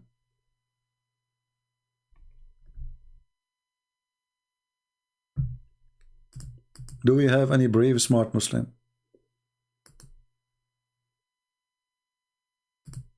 brave and smart Muslim. Look how bad the situation is. Okay, somebody. All right, we okay. Yeah, this is my book, printed in many languages. In what language is that? Hold on. You know, the angel, he squeezed me, and I forgot the language now. What language is that, guys? You see, we are giving our books for free, right? So here we receive a message that my book is printed and given for 500 copies for free for people. Maybe this is Quran and Science, I think. Yeah, nice copy. Actually, it's even the graphic is better than my graphic. Unbelievable.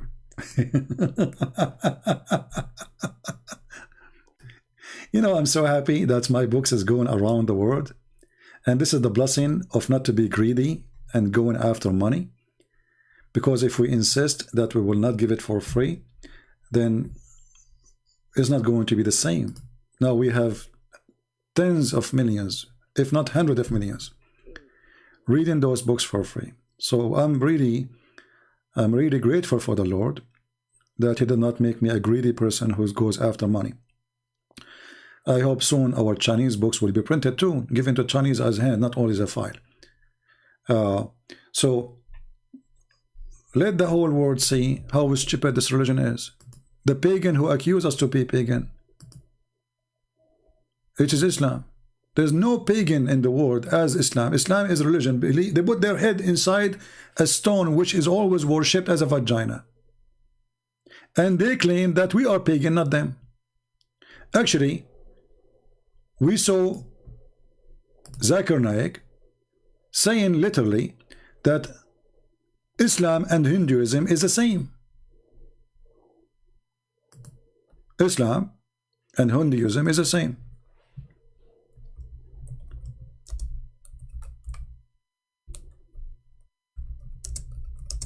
Even he quoted the Hindu scriptures to show you that it is exactly the same. Not only he said the same, he said exactly the same. Can you believe it? Not only he said it is the same, he said it's exactly word by word. Let us play the video for you so you can see. We are not making things up. It's exactly the same. If we ask any Muhammadan, is the Hindus are pagan? He will say yes. This is your Zakir Naik. The concept of God.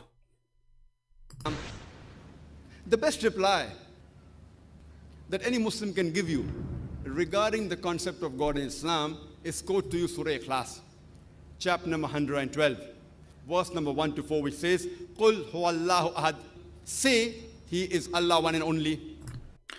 This is the concept of God, guys. How can you believe it? This is concept that He is the only one. And by the way, this is false. Arabic, it says Qul huwallahu ahad. Ahad does not mean He's one. It means He's one of. And Ahad was one of the names of the idols. Say He's Ahad, is this idol. Continue. Allah Samad. Allah, the absolute and eternal. This is false. As-Samad is coming from the word Masmuda, which means the collective, the collector, or the collection. So when you have a little, what they call it, the piggy thing, you make a hole in the clay to collect your coins. This is what As-Samad is, Al-Masmuda. So the Muslim, they don't know. This is an Aramaic word. So they give it an explanation by themselves. Lam yalid wa lam yulad. Allah did not give birth, and He was not born. That because He's an idol. He begets not, nor is begotten. Walam yakul lahu kufuwan ahad. There's nothing like Him. Nothing like any idol in the world, because it's a it's a piece of art, and nothing like it. I mean, even if I try to make a copy, unless you're Chinese, you can't make it then. This is the 4-line definition of Almighty God, given in the glorious Quran. Any person says so and so candidate is God if that candidate fits in this 4-line definition. If any candidate fit in that definition, did you hear it? So if you have a God, if you have a religion, not Islam, and you have a candidate to be God, he fit with the description, he's God. Did you hear it? Any candidate, you know, he fit with this description. He's God. It fits in this four-line definition. We Muslims have got no objection in accepting Did you hear it? that candidate as God. And this is exactly what is also mentioned in the Hindu scriptures, the same 4 points. Did you hear it? So your God and the God of the Hindus is the same one. Muslim, did you hear it? Your God and the God of the Hindus is the same exact one. You both worship one God. It's not me who said that. This is Zakir Naik in the front of your eyes. And the video name is The Concept of God. Here we go. It's in the front of your eyes. This guy, he have 2.97 million. There's 2.9 million Abdul. Nobody dare to open his mouth and say, this is wrong. Because simply it's not wrong. You Muslims are a bunch of pagans. Anyone have the same concept. He have a candidate, he is fit to be God. This is what he said. Listen carefully. As God. And this is action and accept it fits in this four-line definition. It fits in this four-line, say so and so candidate is God. If that candidate fits in this four-line definition, we Muslims have got no objection in accepting that candidate as God. And this is exactly what is also mentioned in the Hindu scriptures. Say so and Did you hear it? So stop lying to us saying that you are not like the Hindus. Stop lying to us saying that you have a true God and the Hindus are false, because here we go, your biggest shish kebab, he just admitted that Allah is the same as the Hindu God.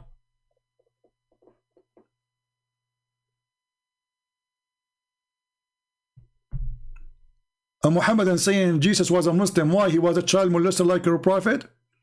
If Jesus was a Muslim, he should be a caravan rider, child molester, cheating his wives, and take his own son wife. Well, Jesus is totally the opposite of that. Jesus was a Muslim. Any Muhammadan have a comment? And actually, if we go in the roots, we will find that Allah, He will resurrect people from death by using the power of the beef, the power of the cow.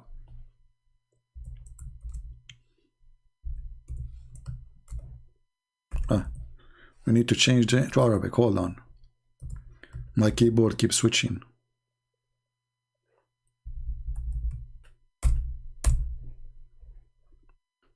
How Allah He resurrect people from death? By beef. This is why the biggest chapter in the Quran is the cow chapter. Al-Baqarah. Why it's called Al-Baqarah? Because this is how Allah He resurrect people from death, by beating them using the power of the cow.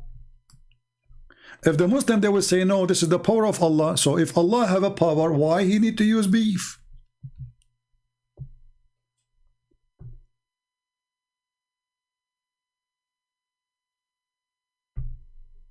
Any Muhammadan? And not only that, it says, and this is how Allah He bring life.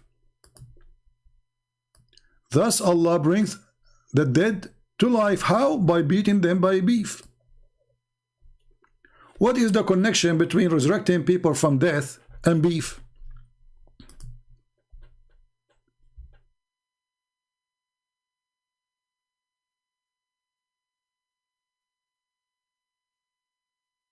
Any Abdul?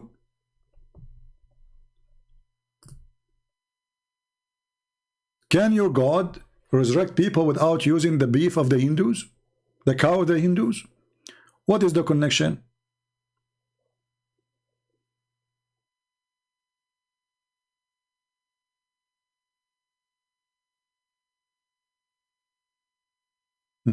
A Muslim Abdul, he is posting for us chapter 4 verse 171. But my friend, the same verses you are posting for us are proving that Allah is an idiot. Actually, I challenge you to call me. I'll read the verse for me, and then people will laugh at you, and it's your verse. Because the same verse says, say no Trinity, is the same verse confirming the Trinity, but in Islamic way. Shall we read the same verse you are posting for us? Why you did not copy the rest of it? You do not copy it because the rest is embarrassing. So let us go to chapter 4 verse 171, and then people will die laughing. Here we go. Chapter 4, the women chapter, womanizer prophet. Okay, here we go. We go to the verse you are asking us for. Did you ask for it? You asked for it, so get what you asked for. Get ready, shish kebab time. Okay. Look how stupid this religion is.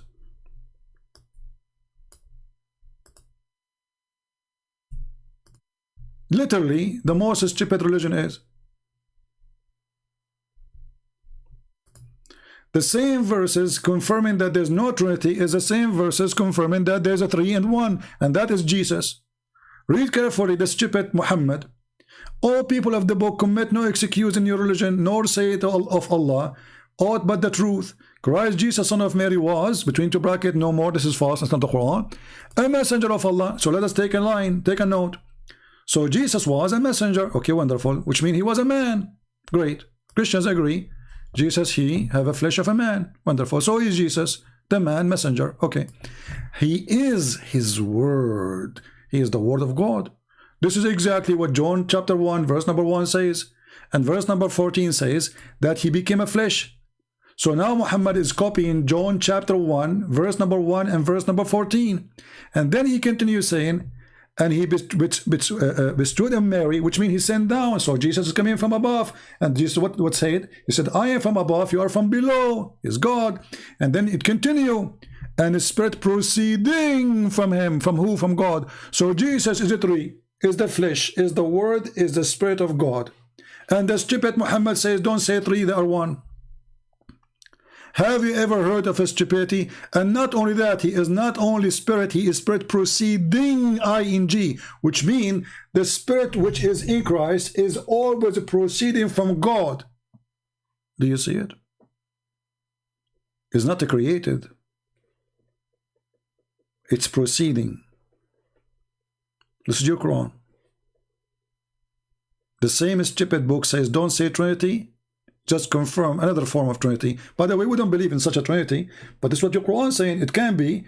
Jesus himself is a 3 and 1 in the same time. He is the word. He is the flesh. He is the man. He is the spirit.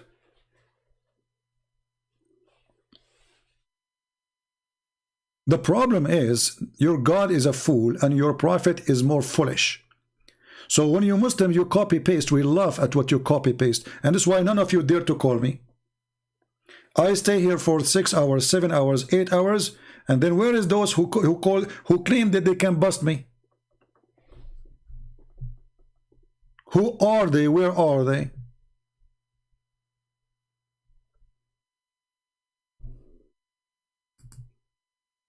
Again, a reminder, subscribe to our other channel if you like to join us tomorrow.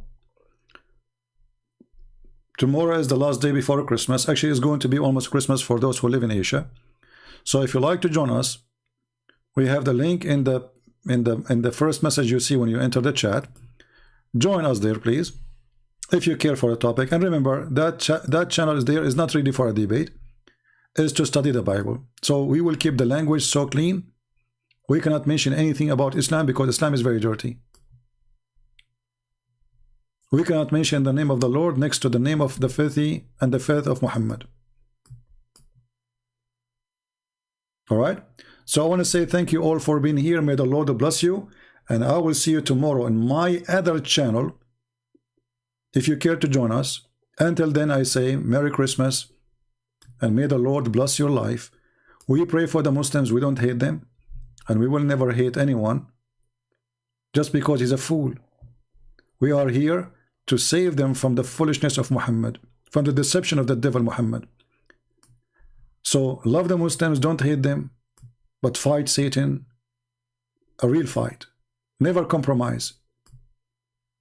The one who compromises with the devil, he is no Christian. The one who compromises his faith is no Christian.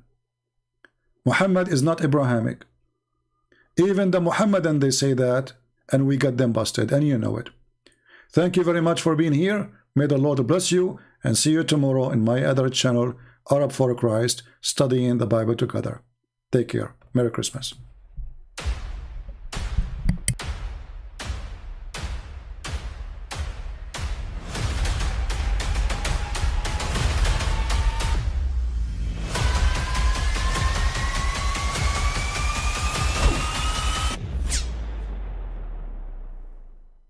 mean, again, he doesn't know who Gabriel is, right?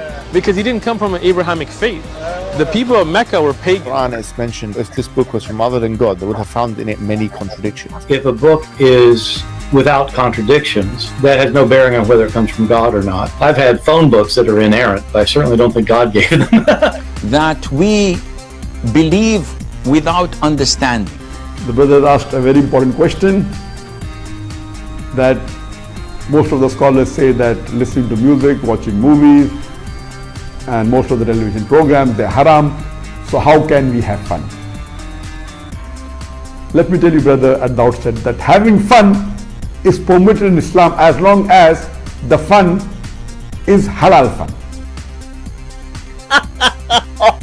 That the standard narrative has holes in it. The Prophet tells us because Satan or the devil sleeps over our nostrils. Those who oversleep and not pray Fajr on time, Satan urinates in their ears. I really do think Jesus was crucified and that he really was dead and buried. He thought that he was a son of God in the sense that he was specially chosen by God. I think Jesus really did think he was going to be the Messiah, the future king of Israel. I mean, that is, after all, why they crucified him.